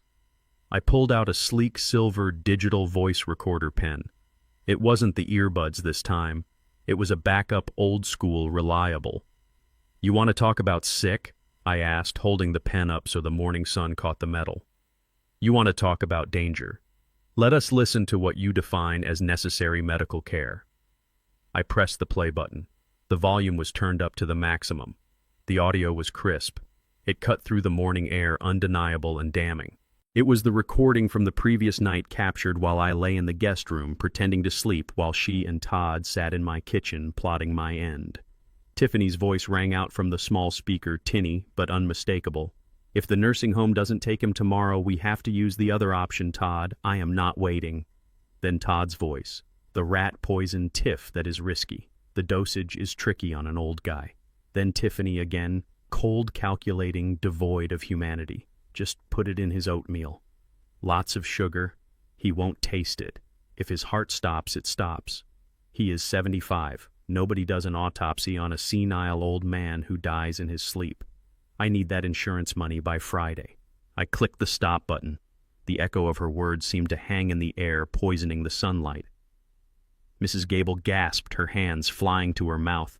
The security guards shifted their hands, tightening on their weapons, looking at Tiffany not as a nuisance but as a threat. Even the birds seemed to stop singing. Tiffany stood there frozen. The paper in her hand fluttered to the grass. She looked at the neighbors. She saw the horror on their faces. She looked at Sterling, who was looking at her with the kind of disgust one usually reserves for something scraped off a shoe.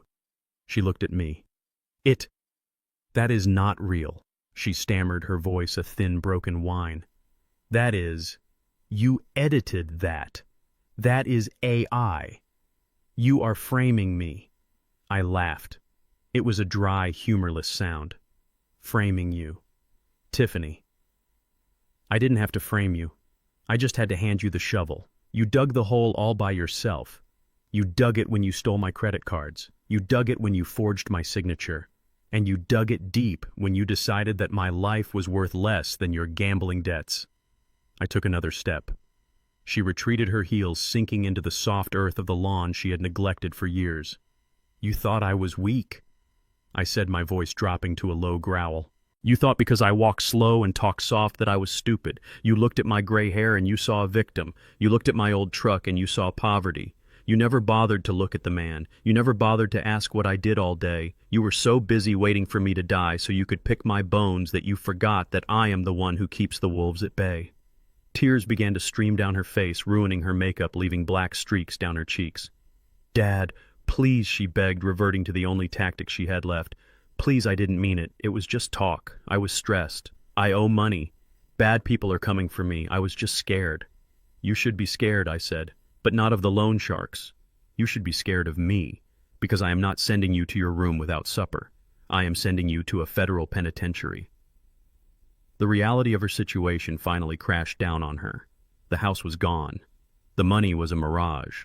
The plan had failed, and the evidence of her attempted murder had just been broadcast to the entire neighborhood.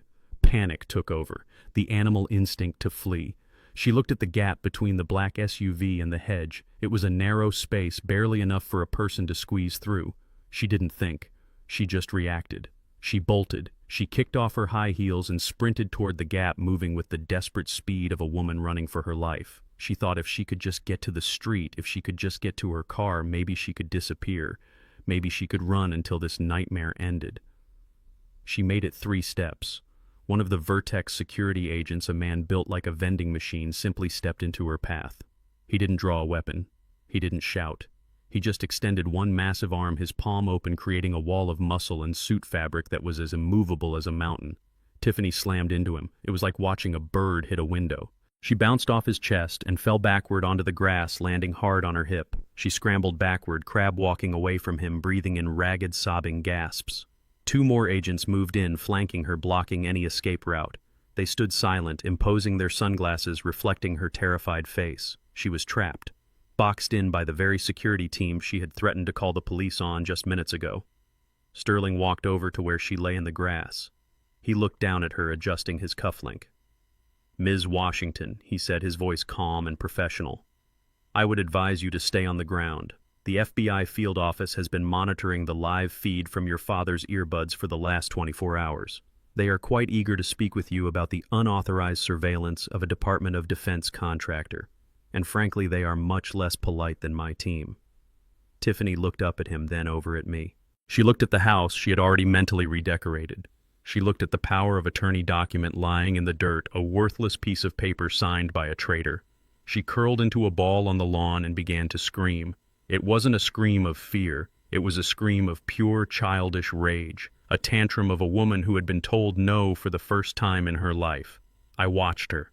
I felt a pang of something in my chest, not regret, not pity, just a hollow sadness for the waste of it all. I had tried. God knows I had tried to raise her right. But some seeds are bad before they ever hit the soil. I put my glasses back on, not because I needed them, but because I was done looking at her. I turned to Sterling. "Is the car ready, Alex?" I asked. Sterling nodded, gesturing to the lead SUV where the driver was holding the door open. "It is waiting for you, Booker. We have a lot of work to do." I walked toward the car, stepping over the threshold of my old life, leaving the drama and the betrayal behind on the lawn. I didn't look back at the woman screaming in the grass. I didn't look back at the neighbors filming on their phones. I looked forward. Because for the first time in a long time, I wasn't just surviving. I was winning. And the view from the winner's circle was spectacular. The sound that followed the arrival of the black Vertex SUVs was not the comforting chirp of a neighborhood patrol car, but a cacophony that shook the fillings in my teeth. It was a siren chorus, a wailing wall of noise that announced the arrival of the heavy cavalry. From both ends of my quiet suburban street, blue and red lights washed over the houses, turning the morning dew into a kaleidoscope of flashing warnings. Tiffany scrambled up from the grass, her dress stained with mud and grass, her hair a bird's nest of panic. For a split second, hope flared in her eyes. She looked at the approaching convoy of government vehicles, and her delusional mind twisted the narrative one last time. In her warped reality, she was still the victim. She was still the concerned daughter trying to save her father from a private army.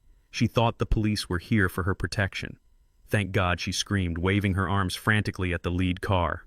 "Over here! Help me! These men have guns! They are kidnapping my father!"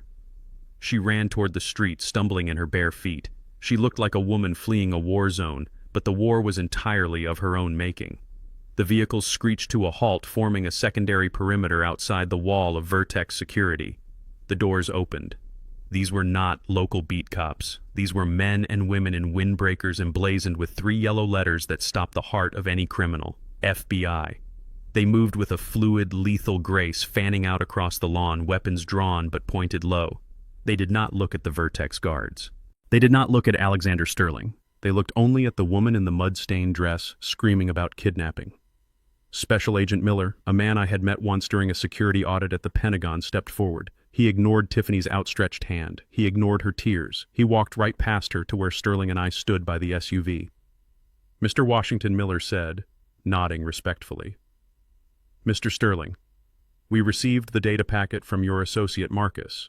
The chain of custody is secure. Sterling adjusted his cuffs. It is all there, Agent. The audio files, the unauthorized transmission logs, and the origin point of the hardware. Tiffany froze. She looked between us, her hands hovering in the air. Wait. You know them.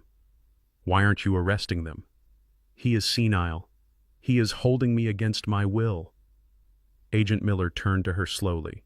He did not blink. He did not smile. Tiffany Washington, he said, his voice projecting clearly over the idling engines. You are under arrest. Tiffany let out a hysterical laugh. Arrest? For what? Caring for my father, trying to get him medical help.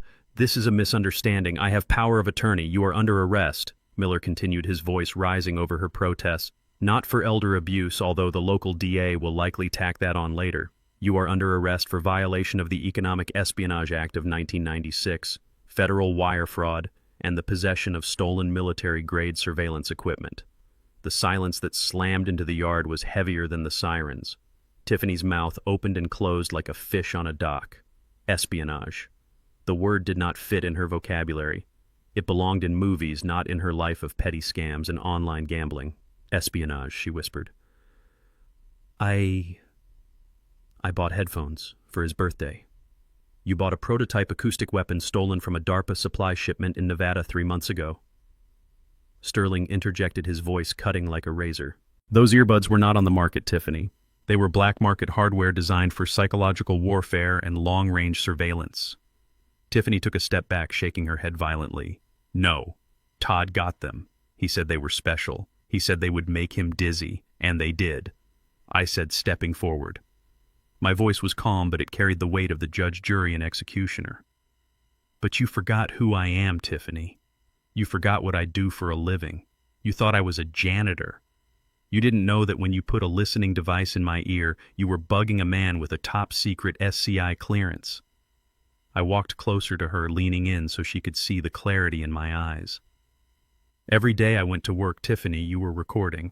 You were streaming audio from inside Vertex Solutions. You were capturing conversations about the national power grid, about defense contracts, about encryption keys that protect this country. And you uploaded all of that to an unsecured cloud server in the Caymans to share with your boyfriend. Agent Miller stepped in, pulling a pair of handcuffs from his belt. These were not the flimsy cuffs the local police used. These were heavy, federal steel. Recording classified conversations and transmitting them to a third party is treason, Ms. Washington, Miller said. The fact that you did it to steal an inheritance is irrelevant to the Department of Defense. You are a national security threat. Tiffany's legs gave out. She collapsed onto the wet grass, not out of drama this time, but out of the sheer crushing weight of reality. She looked up at me, tears streaming down her face, ruining her makeup, making her look like a broken doll. Dad, she wheezed. Dad, please. I didn't know. I swear I didn't know. It was just a house. I just wanted the house. It was never just a house, I said, looking down at her. It was my life. It was my dignity. And you sold it for a pair of stolen headphones and a hole in the ground. Agent Miller hauled her to her feet. She was dead weight, sobbing uncontrollably now. The neighbors were watching in stunned silence. They had expected a family dispute. They were witnessing a federal takedown. Marcus came running up the driveway, his laptop tucked under his arm. He looked breathless but triumphant. Booker, he panted. I traced the seller. The guy who sold Todd the earbuds. He is a fence in Detroit. The FBI is raiding his warehouse right now. And Booker, the cloud server she used. We found other folders. He looked at Tiffany, who was being marched toward the FBI vehicle. She wasn't just recording you, Marcus said. She was selling the data. Or Todd was. There are logs of auction attempts on the dark web. They were trying to sell your voice biometric data to Russian hackers. I looked at Tiffany. She was struggling weakly against the agent, screaming about her rights, screaming about her lawyer. She didn't have a lawyer, she had debt, and she had delusions. You tried to sell my voice, I said to her, retreating back. You tried to sell the voice that read you bedtime stories. The voice that cheered at your graduation. You tried to chop me up into data packets and sell me to the highest bidder. She didn't hear me. She was being shoved into the back of the SUV. Not a medical transport this time. A cage. Sterling placed a hand on my shoulder. It is over, Booker. The leak is plugged. The threat is neutralized. I looked at the house. My front door was still open. The lamp I had knocked over in the guest room was still on the floor. The tea stain was still on the rug. It is not over, Alex, I said quietly. Not until I sit across from her in that room and watch the last bit of hope leave her eyes. Sterling nodded, understanding. He signaled to Agent Miller. Let him ride with us, Miller. He is the plaintiff and the primary witness. And frankly, he is the only reason you caught this breach before it went global. Miller hesitated, then nodded. Get in the lead car, Mr. Washington. We are going to the field office. I walked toward the black SUV. I passed the spot where Tiffany had knelt, where the power of attorney document still lay torn in the grass. I stopped and picked up a piece of it. It was the scrap with the word Iscariot on it. I folded it and put it in my pocket. As I climbed into the heavy armored vehicle, I looked back at my house one last time. It looked small from here, just a wood and brick box. It wasn't my home anymore. It was a crime scene, a monument to a daughter who never existed. The convoy began to move, sirens wailing, clearing the path. I sat back in the leather seat and closed my eyes. I didn't listen to music this time. I listened to the sound of justice grinding its gears, preparing to crush the woman who thought she could break me. She wanted my attention. Now she had the attention of the United States government, and I was going to enjoy the show. The interrogation room at the FBI field office was designed to make you feel small. It was a windowless box of gray acoustic tiles and brushed steel illuminated by fluorescent lights that hummed with a headache-inducing frequency. The air conditioning was cranked up to a temperature that froze the sweat on your skin. It was a room built for breaking people. I sat on one side of the metal table, my hands resting calmly on the cold surface. I was not handcuffed. I was drinking a cup of coffee that Agent Miller had brought me. Across from me, shackled to a bolt in the floor, sat the woman I had once walked to the school bus stop. Tiffany looked like a specter. The mud from my front yard had dried into a crust on her expensive dress. Her mascara had run down her cheeks in black rivulets that looked like war paint. She was shaking not from the cold but from the withdrawal of her adrenaline. She had crashed. The reality of the federal charges had hit her like a freight train, and now she was sitting in the wreckage. Agent Miller stood in the corner, silent and imposing a witness to the final act of this tragedy. He had granted my request for a face-to-face meeting. He knew that some closures required more than a judge's gavel. They required the truth spoken in a quiet room. Tiffany stared at the table, her eyes red-rimmed and hollow. She refused to look at me. She was picking at a loose thread on her sleeve, unraveling it just as she had unraveled her life. Why, I asked. The word hung in the cold air. She stopped picking at the thread. A tremor ran through her jaw. She looked up, and I saw that the fear had been replaced by something else. Something ugly and sharp. Resentment. Pure distilled hatred. Why, she whispered, her voice raspy. You ask me why. Look at you. You are sitting there in your perfectly pressed cardigan, drinking your government coffee, acting like the saint you always pretended to be. She leaned forward, the chains of her handcuffs rattling against the table. Because I was drowning, old man. That is why. Because I was drowning and you were sitting on a yacht watching me sink. I frowned. I never refused to help you, Tiffany. Every time you called, every time you got in trouble, I was there. Help, she spat the word out like a curse. You call that help? Paying my bail so I could get out and feel ashamed. Giving me enough money to fix my car but never enough to buy a new one. You kept me on a leash. You kept me desperate. Her voice began to rise, the hysteria bubbling up again. You watched me struggle, Dad. You watched me borrow money from dangerous men. You watched me lose sleep. You watched me humiliate myself asking you for loans. And all this time you were sitting on millions. She slammed her cuffed hands onto the table. The sound was deafening in the small room. $400 million. That is what that man Sterling said. 400 million. Do you have any idea what even 1% of that would have done for me? Do you know how different my life would be? I stayed silent, letting her pour the poison out. I needed to hear it. I needed to understand the mechanics of her justification. I would have been someone she screamed. I could have started a business. I could have traveled. I could have been happy. But no. You decided to play the humble janitor. You decided to hoard it all like a dragon sleeping on gold, while your own daughter lived like a peasant. You are not a peasant, Tiffany, I said quietly. You live in a 3-bedroom condo. You drive a Mercedes. You wear designer clothes. You live better than 90% of the world, but it was never enough for you. It wasn't enough because you had more, she yelled, tears springing to her eyes again. You stingy, selfish old bastard. You let me believe we were barely getting by. You let me worry about your pension. You let me think I had to take care of you. She laughed a wet, broken sound. And that is why I did it. Yes, I admit it. I wanted the money. I deserved the money. I put up with your boring stories. I put up with your smell. I put up with your slow, shuffling existence for 30 years. I earned that money. And if I had to speed up the process to get what was owed to me, then that is on you. You forced my hand. I stared at her, stunned by the depth of her delusion. She had rewritten history to make herself the hero of a story where she was trying to murder her father. She truly believed that my wealth justified her crime. She believed that my silence was a form of abuse that warranted a death sentence. You forced me, she repeated, her voice dropping to a hiss. If you had just given me the money, I wouldn't have had to buy the poison. I wouldn't have had to hire Todd. I wouldn't be in this chair. This is your fault, Booker. You made me a criminal because you were too cheap to be a father. I took a sip of my coffee. It was lukewarm, but it tasted better than the bile rising in my throat. I set the cup down carefully, lining up the handle with the edge of the table. I needed precise movements to keep my hands from shaking, not from fear, but from a rage so profound it felt like grief. I looked at Agent Miller. He gave me a small nod. Go ahead. I turned back to Tiffany. I looked her in the eye.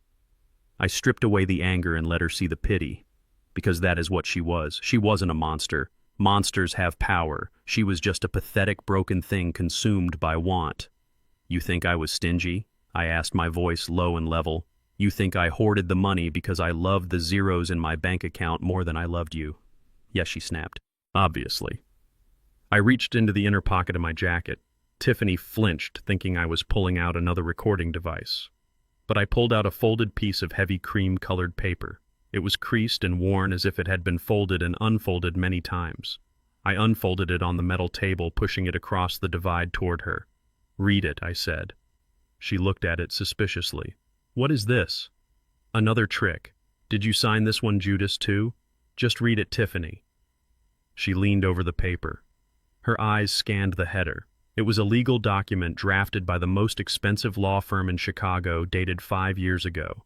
The Booker T. Washington Revocable Living Trust. She read the first paragraph, then the second. Her eyes stopped moving. She froze. Her breath caught in her throat. I watched her face as she processed the numbers. I watched the comprehension dawn on her like a sunrise over a wasteland. Beneficiary Tiffany Ann Washington. Amount $5 million. Condition of release upon the natural death of the grantor. She made a sound, a high-pitched whimper like a kicked dog. She looked up at me, her eyes wide with horror. 5 million, she stammered. I nodded. I set it up 5 years ago. When I sold my first major patent, I didn't tell you because I wanted you to find your own way. I wanted you to build character. But I never intended to leave you with nothing. I wanted you to be secure. I wanted you to be safe. I tapped the paper with my index finger. $5 million, Tiffany. Tax-free. It was sitting in an escrow account waiting for the day I closed my eyes for the last time. It was yours. All you had to do was wait. All you had to do was be a daughter. All you had to do was not try to kill me. She stared at the paper. Her hands were shaking so hard the handcuffs rattled against the table. She was doing the math. She was realizing that the $40,000 she owed the loan sharks was pocket change. She was realizing that the house she tried to steal was a shack compared to what she already owned on paper. I didn't know, she whispered. Dad, I didn't know. Because you never looked, I said. You only looked at what you could take right now. You never looked at the long game. I reached into my pocket again. I pulled out a pen. Not the cheap plastic one from my living room, a heavy gold fountain pen. But there is a clause, I said, pointing to the bottom of the page. Paragraph 4, Section B. The beneficiary forfeits all rights to the trust if they are convicted of a felony against the grantor or if they attempt to hasten the death of the grantor by any means. Tiffany started to cry. Not the fake tears for the neighbors. These were tears of pure devastation. She was mourning the death of a future she had just murdered. No, she sobbed, reaching for the paper, trying to cover it with her hands as if she could protect the money from the truth. No, please, you can fix this, you can change it. Dad, please, I will go to jail, I will do the time. But don't take this, don't take my future. I stood up. The metal chair scraped against the floor. You don't have a future, Tiffany, I said. You traded $5 million for a pair of stolen headphones and a packet of rat poison. You made the deal, now you have to live with it. I leaned over the table. I took the pen. I drew a single thick line through her name, then I wrote 2 words next to the crossed-out text, null and void. I signed it, Booker T. Washington. My real name, my real signature, steady and clear. I capped the pen and put it back in my pocket. I pulled the paper away from her grasping fingers. It is gone, I said. The money is going to the United Negro College Fund. It is going to kids who appreciate an opportunity, kids who know that you have to work for what you want. Tiffany screamed. It was a sound of pure agony. She lunged across the table, her hands clawing at the air, trying to grab me, trying to grab the paper, trying to grab the ghost of the life she could have had. The chain snapped tight, holding her back. Agent Miller stepped forward, placing a hand on her shoulder, pushing her back into the chair. "Sit down, Ms. Washington," he said, his voice flat. She collapsed onto the metal table, burying her face in her arms, sobbing uncontrollably. 5 million. 5 million. 5 million. She repeated it like a mantra, like a prayer to a God who had stopped listening. I looked at her one last time. I felt a great emptiness where my love for her used to be. It was scooped out clean, leaving only a scar. "Goodbye, Tiffany," I said. I turned and walked toward the heavy steel door.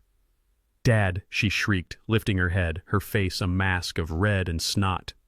"Dad, don't leave me here. Please, I have nothing." I stopped with my hand on the handle. I didn't turn around. "You have exactly what you earned," I said.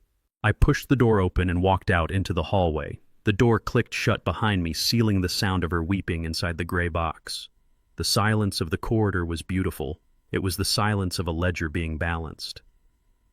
I handed the document to Agent Miller, who had followed me out. "File that with the evidence," I said. He nodded. "Are you okay, Mr. Washington?" I adjusted my cardigan. I felt lighter. Decades of worry, decades of trying to save someone who didn't want to be saved had evaporated in that room. "I am fine, Agent," I said. "In fact, I think I am going to go listen to some jazz." I walked down the hallway, my steps echoing on the linoleum, a free man walking away from a burning bridge and not looking back at the flames. The coffee in the observation room was stale and burnt. It tasted like charcoal and old office filters, but I drank it anyway because I needed the bitterness to ground me. I stood in the dark behind the one-way mirror, my hands wrapped around the styrofoam cup, watching the brightly lit stage where the final act of this grotesque play was about to begin. Agent Miller stood next to me, his arms crossed, his face impassive. "They picked him up 20 minutes ago," he said quietly. "He was at the Greyhound station trying to buy a ticket to Mexico with a maxed-out credit card. He was crying when they cuffed him." I looked through the glass. Todd sat at the metal table. The fake doctor, the man who had worn a stethoscope backwards and condemned me to an asylum, was now a shivering wreck of a human being. He was wearing a stained t-shirt and jeans that looked like he had slept in them for a week. His glasses were gone, and without them his eyes looked small and beady, darting around the room like a trapped rodent. He wasn't tough. He wasn't smart. He was just a leech who had attached himself to a bigger predator, and now that the host was dying, he was desperate to detach. The heavy steel door opened and 2 agents dragged Tiffany into the room. They didn't seat her next to him. They chained her to the chair on the opposite side of the table. She looked up and saw Todd. For a second I saw a flash of relief in her eyes. Maybe she thought he had a plan. Maybe she thought he had arranged bail. Maybe she thought there was still a we in this equation. But Todd did not look at her with love. He looked at her with terror. "Don't look at me," he screamed, his voice cracking. "Don't you look at me, you crazy witch. I told them everything. I signed the deal. I am not going down for attempted murder because you are too greedy to wait for nature to take its course." Tiffany froze. Her relief evaporated, replaced by a cold, hard mask of betrayal. You did what she hissed. I gave them the texts. Todd babbled, leaning over the table, straining against his cuffs. I gave them the search history. I told them about the fentanyl patches. I told them about the guy in Detroit who sold us the earbuds. It is all on you, Tiff. I was just the driver. I was just helping out. You are the one who wanted him dead. The silence in the room was electric. I took a sip of the bitter coffee. This was it. The alliance of thieves crumbling under the weight of consequences. Tiffany stared at him for a long moment, her chest heaving. Then she started to laugh. It was a low, ugly sound. You coward, she spat. You pathetic, spineless worm. You were just helping out. Who was the one who researched the dosage, Todd? Who was the one who said rat poison was too messy and suggested the heart medication overdose instead? Who was the one who Googled how long it takes for a body to get cold? That was you, Todd shouted, his face turning red. You said he was old. You said nobody would care. You said he was sitting on a gold mine and he was too stupid to spend it. You promised me a boat, Tiff. You promised me we would be in Cabo by Monday. I promised you nothing, Tiffany screamed, lunging forward until the chain snapped tight. I promised you a cut if you did your job. But you couldn't even play a doctor right. You were sweating all over him. You looked guilty. If you hadn't been such a nervous wreck, he might have signed the real papers instead of mocking us. She turned her head, looking at the mirror. She couldn't see me, but she knew I was there. She knew I was watching. He tricked us, Todd, she yelled at the glass. The old man played us. He wasn't senile. He was recording everything, and you let him. You walked right into his house and let him record you planning a felony. I didn't know, Todd whined. You said he was a vegetable. You said he was drooling on himself. How was I supposed to know he was a tech genius? I sell used Hondas, Tiff. I don't know anything about counter-surveillance. You don't know anything about anything, Tiffany retorted, her voice dripping with venom. You are useless. I should have done it myself. I should have just pushed him down the stairs months ago and saved myself the trouble of dealing with an idiot like you. There it was, the confession. Not spoken in a whisper this time, but shouted in a federal interrogation room recorded by 3 different cameras. Agent Miller leaned toward the microphone on the console. Did you hear that, Mr. Washington? He asked. I heard it, I said, taking another sip. Loud and clear. In the room, Todd looked at Tiffany with pure hatred. You admit it, he said, pointing a shaking finger at her. You admit you wanted to kill him. Officers, did you hear that? She just said she wanted to push him down the stairs. I am a witness. I am a cooperating witness. You are an accomplice, you moron. Tiffany shouted back. You bought the poison. You have the receipt in your wallet. I saw you put it there. Todd went pale. He frantically tried to reach for his back pocket, but his hands were cuffed to the table. No, I threw it away. I threw it in the dumpster behind the Arby's. Tiffany laughed again, triumphant and cruel. See? He destroyed evidence. That is obstruction of justice. Add that to his list. If I am going down, you are coming with me, Todd. You are not going to be sipping margaritas in Cabo while I rot in a cell. We are going to hell together. They continued to scream at each other, hurling accusations and insults like grenades. They argued about who came up with the idea to forge the will. They argued about who found the forger. They even argued about who was going to pay for lunch the day they decided to end my life. It was pathetic. It was disgusting. It was the raw, unfiltered face of evil when it is stripped of its power. They weren't masterminds. They weren't sophisticated criminals. They were just 2 broken, greedy people who had fed off each other's worst impulses until they consumed themselves. I watched them for 10 minutes. 10 minutes of them tearing each other apart. I watched Tiffany's face contort into a mask of ugly rage, stripping away any lingering resemblance to her mother. I watched Todd devolve into a weeping, sniveling mess, begging for a deal that didn't exist. I felt a profound sense of exhaustion settle over me. Not physical exhaustion, but a weariness of the soul. I had spent years trying to fill the void in Tiffany's life, trying to be the father she didn't have, trying to buy her love with tuition and bail money. And this was the return on my investment, a woman screaming at her accomplice about the best way to dispose of my body. I finished my coffee. The cup was empty. The show was over. That is enough, I said to Agent Miller. I have seen enough. Miller nodded and pressed a button on the console. 2 uniformed officers entered the interrogation room. They grabbed Todd and Tiffany, unhooking them from the table and dragging them towards separate doors. Wait, Todd screamed. I can give you more. She has a storage unit. She has stolen credit cards in there. Shut up, Todd, Tiffany yelled as she was hauled away. Just shut up. The doors closed. The room was empty again, silent and cold. Agent Miller turned to me. We have everything we need, Mr. Washington. The confessions, the mutual incrimination, the physical evidence. They are not walking away from this. Todd will likely plead out for 20 years. Tiffany, with the espionage charges and the attempted murder, she is looking at life without parole. I nodded slowly. Good. Miller hesitated. Mr. Washington, if you don't mind me asking, why did you wait? You had the recordings days ago. You knew they were dangerous. Why let it go this far? I looked at the empty chairs where my family had just self-destructed. Because I needed to know, Agent, I said softly. I needed to know if there was any part of her worth saving. I needed to see how far she would go. If she had hesitated, if she had shown 1 ounce of mercy or doubt, I might have stopped it. I might have just cut her off and walked away. I looked at Miller, my eyes dry and clear. But she didn't hesitate. She bought a shovel. She bought poison. She looked me in the eye and lied while she planned my funeral. I needed to see that. I needed to see the monster so I wouldn't feel guilty when I slayed it. Miller nodded, understanding. You are a strong man, Booker. No, I said, buttoning my cardigan. I am just a man who knows the value of a good investment, and cutting your losses is the most important lesson in business. I turned and walked out of the observation room. I walked through the busy bullpen of the FBI office, ignoring the curious glances of the agents. I walked out into the bright afternoon sunlight. The air smelled of exhaust and city grit, but to me it smelled like rain after a long drought. Marcus and Sterling were waiting by the SUV. Marcus looked anxious, pacing back and forth. Sterling was leaning against the door, checking his emails. How did it go? Marcus asked, rushing up to me. They ate each other alive, I said simply. It is done. Marcus let out a breath he seemed to have been holding for 3 days. Thank God. And you? Are you okay?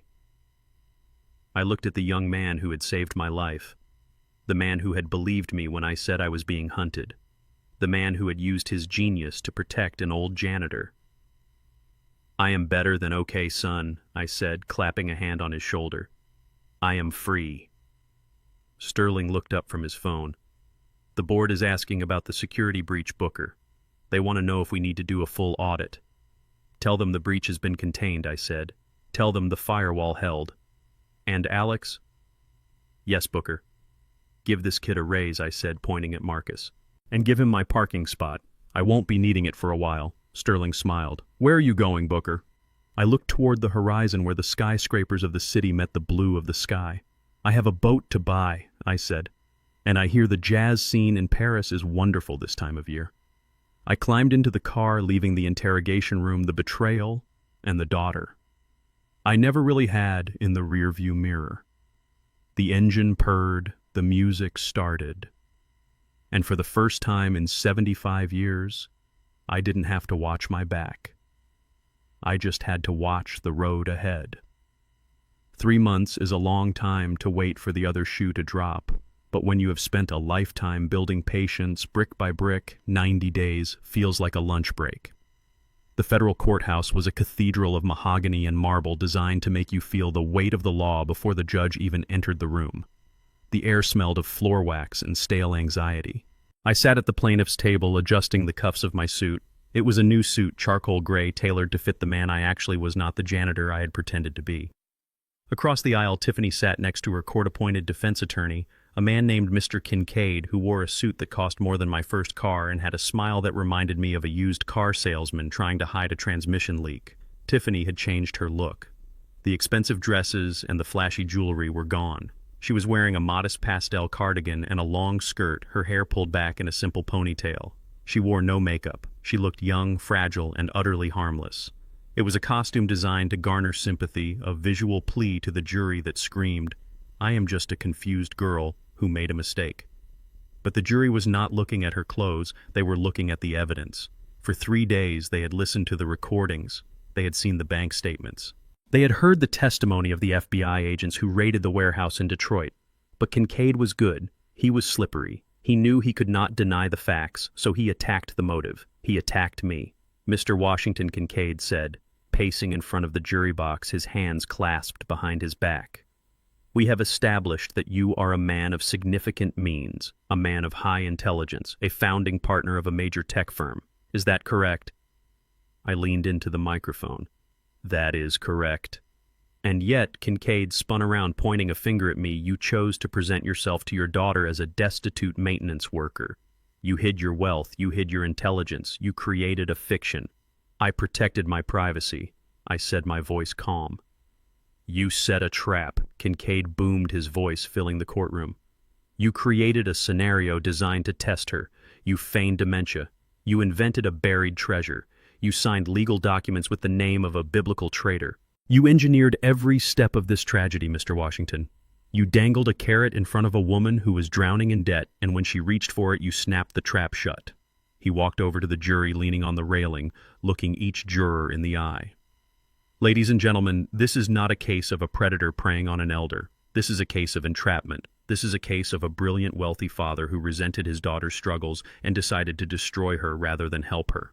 Yes, she made mistakes. Yes, she bought illegal equipment, but she did it because she was desperate and he knew it. He pushed her. He goaded her. He drove her to the edge of sanity just to prove a point." I watched the jury. A few of them were nodding. Kincaid was painting a picture of a cruel puppet master manipulating a helpless marionette. He was turning the narrative around, making Tiffany the victim of my game. Tiffany wiped a single tear from her cheek. It was perfectly timed. Kincaid turned back to me. "You claim she wanted to kill you, Mr. Washington. But we have no physical evidence of an attempt. We have talk. We have frustrated venting between a scared woman and her boyfriend. Did she ever poison your food? No. Did she ever raise a hand to you? No. All we have are the paranoid recordings of a man who was spying on his own child." He slammed his hand on the table. "She never wanted you dead," he shouted. "She wanted security, and you used your billions to criminalize her desperation." The courtroom was silent. Kincaid was effective. He had planted the seed of doubt. Maybe I was too hard. Maybe I was the villain. The prosecutor, Ms. Vance, stood up. She was a sharp woman with eyes that missed nothing. She didn't shout. She didn't pace. She simply walked to the center of the room, holding a small remote control. "Your Honor," she said, her voice cutting through the tension like a laser. "The defense argues that the defendant's words were merely venting, that there was no true intent to harm, that Mr. Washington engineered a fantasy." She turned to the jury. "We have one final piece of evidence to present. It was recovered from the cloud server the defendant used to store her recordings. It is a video file captured by the camera embedded in the button of Mr. Washington's cardigan, synchronized with the high-definition audio from the earbuds she gifted him." Ms. Vance looked at Tiffany. Tiffany went pale. She knew what was coming. Or maybe she had blocked it out, buried it deep under her layers of denial. "This video was recorded at 2 a.m. on the night before the arrest," Ms. Vance said. "Mr. Washington was in the guest room feigning sleep." The defendant entered the room. She pointed the remote at the large screen mounted on the wall. "Play." The screen flickered to life. The image was grainy at first, illuminated only by the moonlight filtering through the curtains. The angle was low, looking up from my chest where the cardigan hung on the chair next to the bed, or rather from the perspective of where I lay as the camera was positioned to catch the doorway. The audio was crystal clear, the ambient hum of the house, the sound of rain outside, and then the creak of the door opening. On the screen, Tiffany entered. She was not the demure girl sitting at the defense table. She was wearing the silk robe, her face twisted in a sneer of pure contempt. She walked over to the bed. The camera angle shifted slightly as I must have moved in my fake sleep. She loomed over the lens. Her face filled the screen. She looked down at me. I looked peaceful in the video, my breathing rhythmic. She leaned in close. Her lips were inches from the microphone in my ear. The camera caught the cold, dead look in her eyes. It wasn't frustration. It wasn't desperation. It was loathing. She whispered. The sound was amplified by the courtroom speakers filling the room with her venom. "Die, old man." The jury gasped. It was a collective intake of breath that sucked the air out of the room. On the screen, Tiffany lingered. She brushed a strand of hair from my forehead, a gesture that looked affectionate but felt like a violation. "Die so I can live," she whispered. "Just stop breathing. Do us both a favor and let go. I am so tired of waiting for you to rot." She straightened up. She looked at my sleeping form with a look of absolute disgust. "I hate you," she hissed. "I have always hated you. You and your cheap clothes and your boring life. You are just a paycheck, Dad. Just a big fat paycheck waiting to be cashed. The video ended. The screen went black. The silence in the courtroom was not the silence of doubt anymore. It was the silence of horror. It was the silence of people realizing they had been sitting in the room with a monster. I looked at the jury. The nodding heads had stopped. Their faces were hard. They looked at Tiffany not with sympathy but with revulsion. They had seen the mask slip. They had heard the truth spoken in the dark when she thought no one was listening. Kincaid sat down heavily in his chair. He knew it was over. There is no defense for that. There is no spin that turns dye, so I can live into a cry for help. Tiffany was shaking. She wasn't crying anymore. She was staring at the blank screen, her mouth opening and closing soundlessly. She looked small. She looked stripped. The narrative of the victimized daughter had been incinerated by her own voice. I looked at her across the aisle. I felt a strange sense of detachment. The anger was gone. The hurt was gone.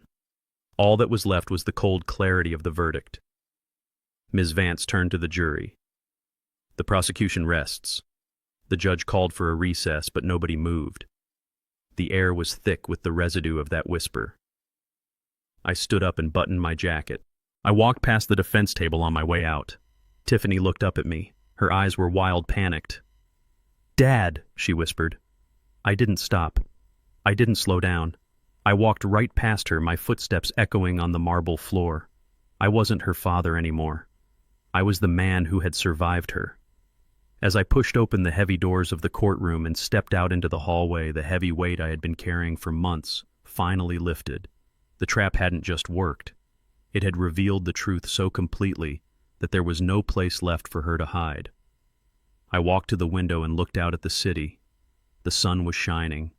The world was moving on. And for the first time in a long time, I was ready to move with it. The jazz music in my head was no longer a distraction. It was a celebration. The gavel did not bang. It did not make a theatrical sound like in the movies. It simply rested on the wood block, a final silent period at the end of a very long and very ugly sentence.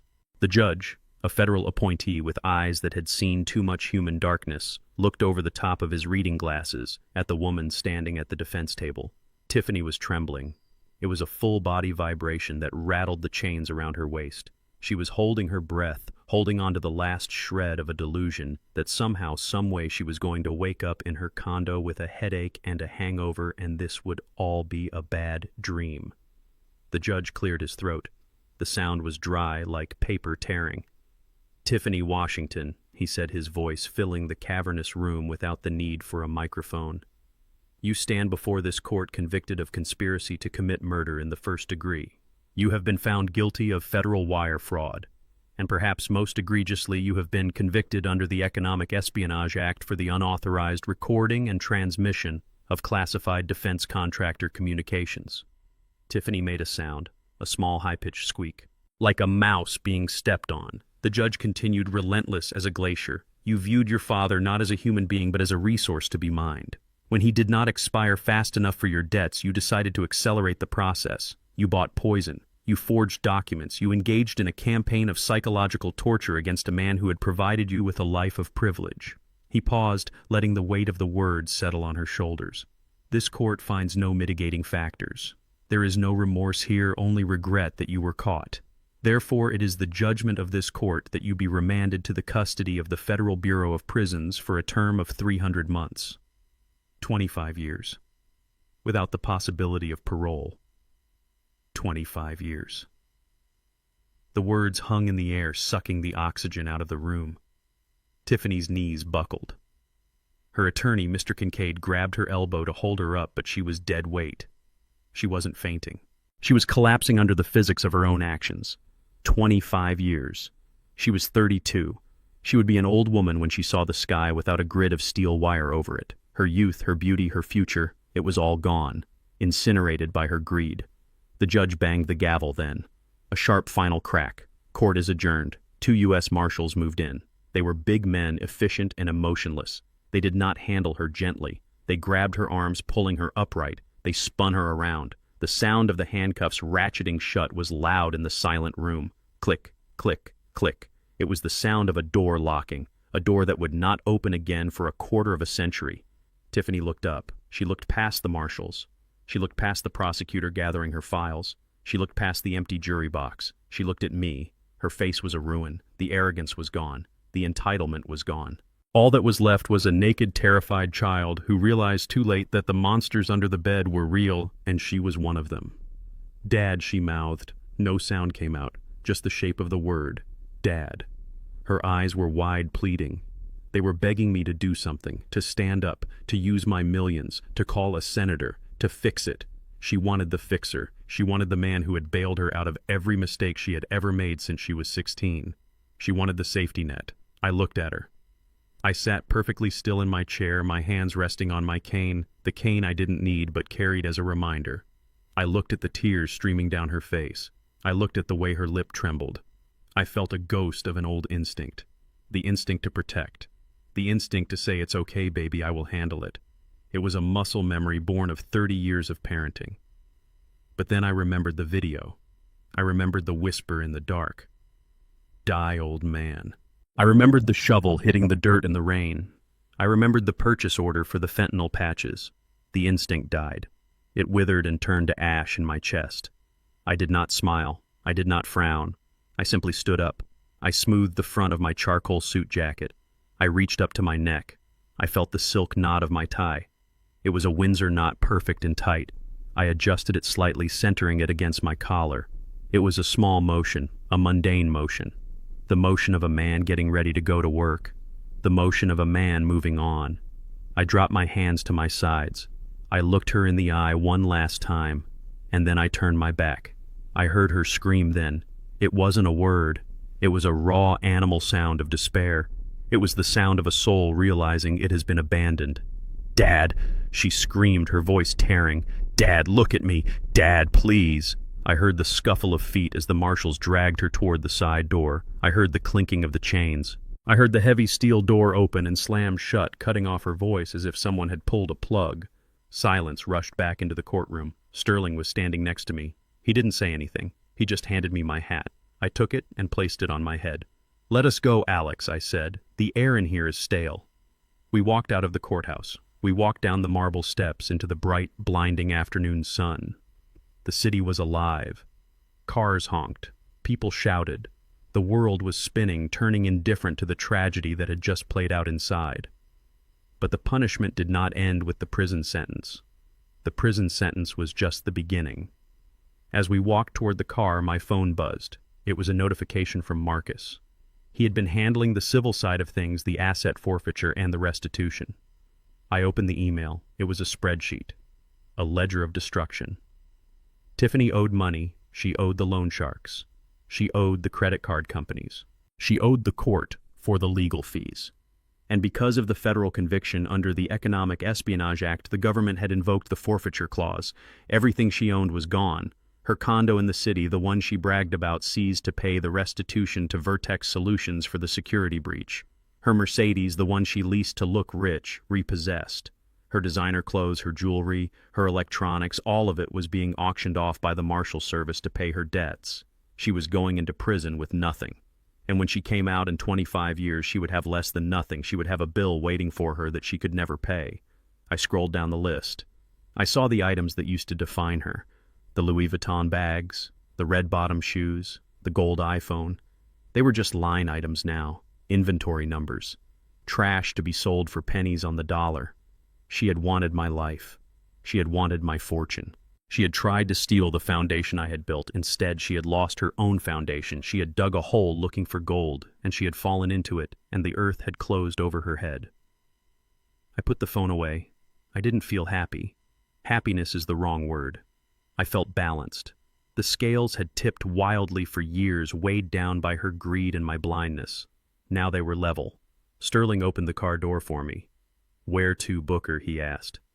I looked at the city skyline. I looked at the Vertex Tower in the distance where my code was still running, where my legacy was secure. "Take me to the marina," I said. "I want to see the water." I climbed into the car. The leather was cool and smelled of success. I closed the door, shutting out the noise of the city. I thought about Tiffany one last time. I thought about her sitting in a holding cell, stripping off her civilian clothes, putting on an orange jumpsuit. I thought about the silence she would face tonight. She had given me earbuds to drive me crazy with noise. I had given her silence. 25 years of it. I tapped the screen on the car's console. I selected a playlist. Coltrane, A Love Supreme.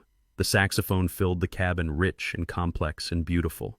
I leaned back and closed my eyes. The nightmare was over. The jazz was playing. And I was finally truly alone. The lobby of Vertex Solutions was usually a place of hushed tones and frantic typing, a cathedral of commerce where serious men and women did serious work. But when I walked through the revolving glass doors a week after the trial, it was different. Silence fell first. Not the comfortable silence of focus, but the heavy, expectant silence of a room holding its breath. Then someone started clapping. I think it was the receptionist Sarah, who used to sneak me extra sugar packets for my coffee. Then the security guards joined in. Then the junior analysts. Within seconds, the entire lobby was a thunderous wave of applause. I stood there in my charcoal suit, holding my briefcase, feeling a strange tightness in my throat. For 20 years I had walked through these doors as a ghost. I had been the invisible man who fixed the leaks and changed the bulbs. I had heard their secrets and cleaned up their messes, and never asked for recognition. Now they saw me. Really saw me. Not just as the founder or the millionaire, but as the man who had walked through fire and come out the other side without a scorch mark on his soul. Alexander Sterling came down the grand staircase, his hand extended. "Welcome back, Booker," he said, his voice booming over the applause. Or should I say, welcome home? I shook his hand. "It is good to be back, Alex, but I am not staying long. I have some unfinished business to attend to." I took the elevator up to the executive floor. The view from the top was breathtaking, a panorama of steel and glass stretching out to the horizon. But I wasn't there for the view. I was there for Marcus. He was in his office, a small glass-walled cubicle that smelled of ozone and energy drinks. He was typing furiously, his face illuminated by the glow of 3 monitors. He didn't see me until I tapped on the glass. He jumped, spinning around, his eyes wide. "Booker!" he exclaimed, scrambling to stand up. "I mean, Mr. Washington, I didn't know you were coming in today." I walked in, closing the door behind me. "Sit down, son, and call me Booker. I am not Mr. Washington to you. I am the man who owes you his life." Marcus sat down, looking embarrassed. "You don't owe me anything, Booker. I just did what was right." "That is exactly why I owe you," I said. "In a world full of Tiffany's and Todds, doing what is right is a revolutionary act." I reached into my briefcase and pulled out a thick envelope. I placed it on his cluttered desk. "What is this?" Marcus asked, eyeing it warily. "Open it," I said. He opened the envelope. He pulled out the documents. His eyes scanned the first page and his jaw dropped. He looked up at me, his face pale with shock. This is a promotion to Chief Information Security Officer," he stammered. "And stock options. Booker, this is 5% of your holdings. This is millions of dollars." I nodded. "It is, and you earned every penny. You didn't just hack a pair of headphones, Marcus. You protected this company. You protected my legacy, and you protected an old man when no one else would." I leaned forward, resting my hands on his desk. "I am retiring, Marcus. For real this time. I am stepping down from the board. I am cashing out a portion of my shares to fund my next adventure. But I need to know that this place, that my life's work, is in good hands. Hands that won't steal. Hands that won't cheat. Hands that know the difference between value and price." Marcus looked at the papers, then at me. Tears welled in his eyes. "I won't let you down." "Booker, I know you won't," I said. "Now get back to work. You have a company to run." Leaving the office was easier than I thought it would be. I didn't look back. I didn't feel a pang of loss. I felt like a man who had finally put down a heavy load after carrying it for too many miles. The next stop was the house. My house. The house Tiffany had tried to kill me for. I stood on the sidewalk looking at it. The for sale sign was already planted in the lawn, bold and red. The grass was overgrown. The windows were dark. It looked small. It looked tired. It looked like a skin I had shed. I walked through the empty rooms one last time. The furniture was gone, donated to a shelter for veterans. The walls were bare. The tea stain on the rug was gone, cleaned by professionals. But the memories were still there. The ghosts of the past. The echoes of Tiffany's laughter when she was a child. The whisper of her voice saying, Die, old man." I walked into the kitchen. I stood in the spot where I had signed the power of attorney with a traitor's name. I felt nothing. No anger. No sadness. Just a profound sense of finality. I took the keys out of my pocket. I placed them on the counter. I walked out the front door and closed it behind me. I locked it. I didn't look back. I got into my car and drove away, leaving the ghosts to haunt someone else. 3 weeks later, I stood on the teak deck of the Liberty. She was a 60-foot catamaran, sleek and white, beautiful as a dream. She was docked in a marina in Miami, the water lapping gently against her hull. The sun was setting, painting the sky in shades of purple and gold. I was wearing a linen shirt and comfortable shorts. No cardigan, no work boots. I held a glass of aged scotch in my hand, the ice clinking softly. The crew was busy prepping for departure. We were heading south, to the Caribbean, then through the Canal, then the Pacific. I didn't have a schedule, I didn't have a deadline, I had the rest of my life. I reached into my pocket and pulled out a small black case. Not the cheap plastic one Tiffany had sent me. This was leather hand-stitched Italian. I opened it and took out a pair of high-fidelity wireless earbuds. The best money could buy. I put them in my ears. The fit was perfect. I tapped the screen of my phone. I scrolled past the news apps, past the stock market trackers, past the email inbox that I no longer checked. I found my music library. I pressed play. The opening notes of "So What" by Miles Davis drifted into my ears. The bass line was deep and resonant, vibrating in my chest. The trumpet cut through the humid air, sharp and clear. I walked to the railing and looked out at the ocean. It was vast and dark and endless. It was indifferent to human folly. It didn't care about money or betrayal or prison sentences. It just was. I took a sip of scotch. The burn was pleasant.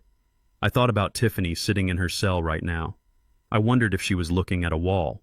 I wondered if she was thinking about the Porsche she never bought.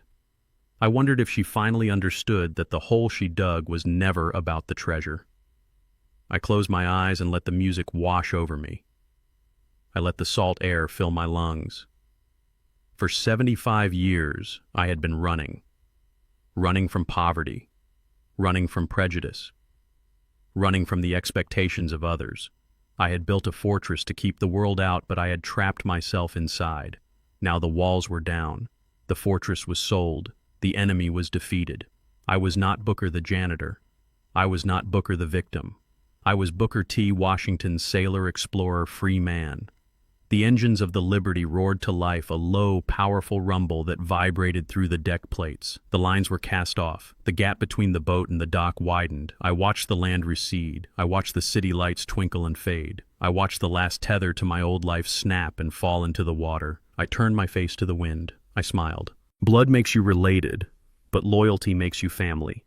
I spent a lifetime building a shelter for those I loved, only to realize I was housing termites eating away at my foundation. Generosity without boundaries is merely self-destruction in disguise. When the people you feed start looking at you like you are the meal, it is time to close the kitchen. I learned that dignity is not given, it is defended. Sometimes the greatest act of self-love is cutting the cord and letting the parasites fall. I did not lose a daughter. I lost a burden and gained my life back. Blood makes you related, but loyalty makes you family. I spent a lifetime building a shelter for those I loved, only to realize I was housing termites eating away at my foundation. Generosity without boundaries is merely self-destruction in disguise. When the people you feed start looking at you like you are the meal, it is time to close the kitchen. I learned that dignity is not given, it is defended. Sometimes the greatest act of self-love is cutting the cord and letting the parasites fall. I did not lose a daughter. I lost a burden and gained my life back. If you enjoyed this story of justice, hit that like button and subscribe for more tales of revenge and redemption.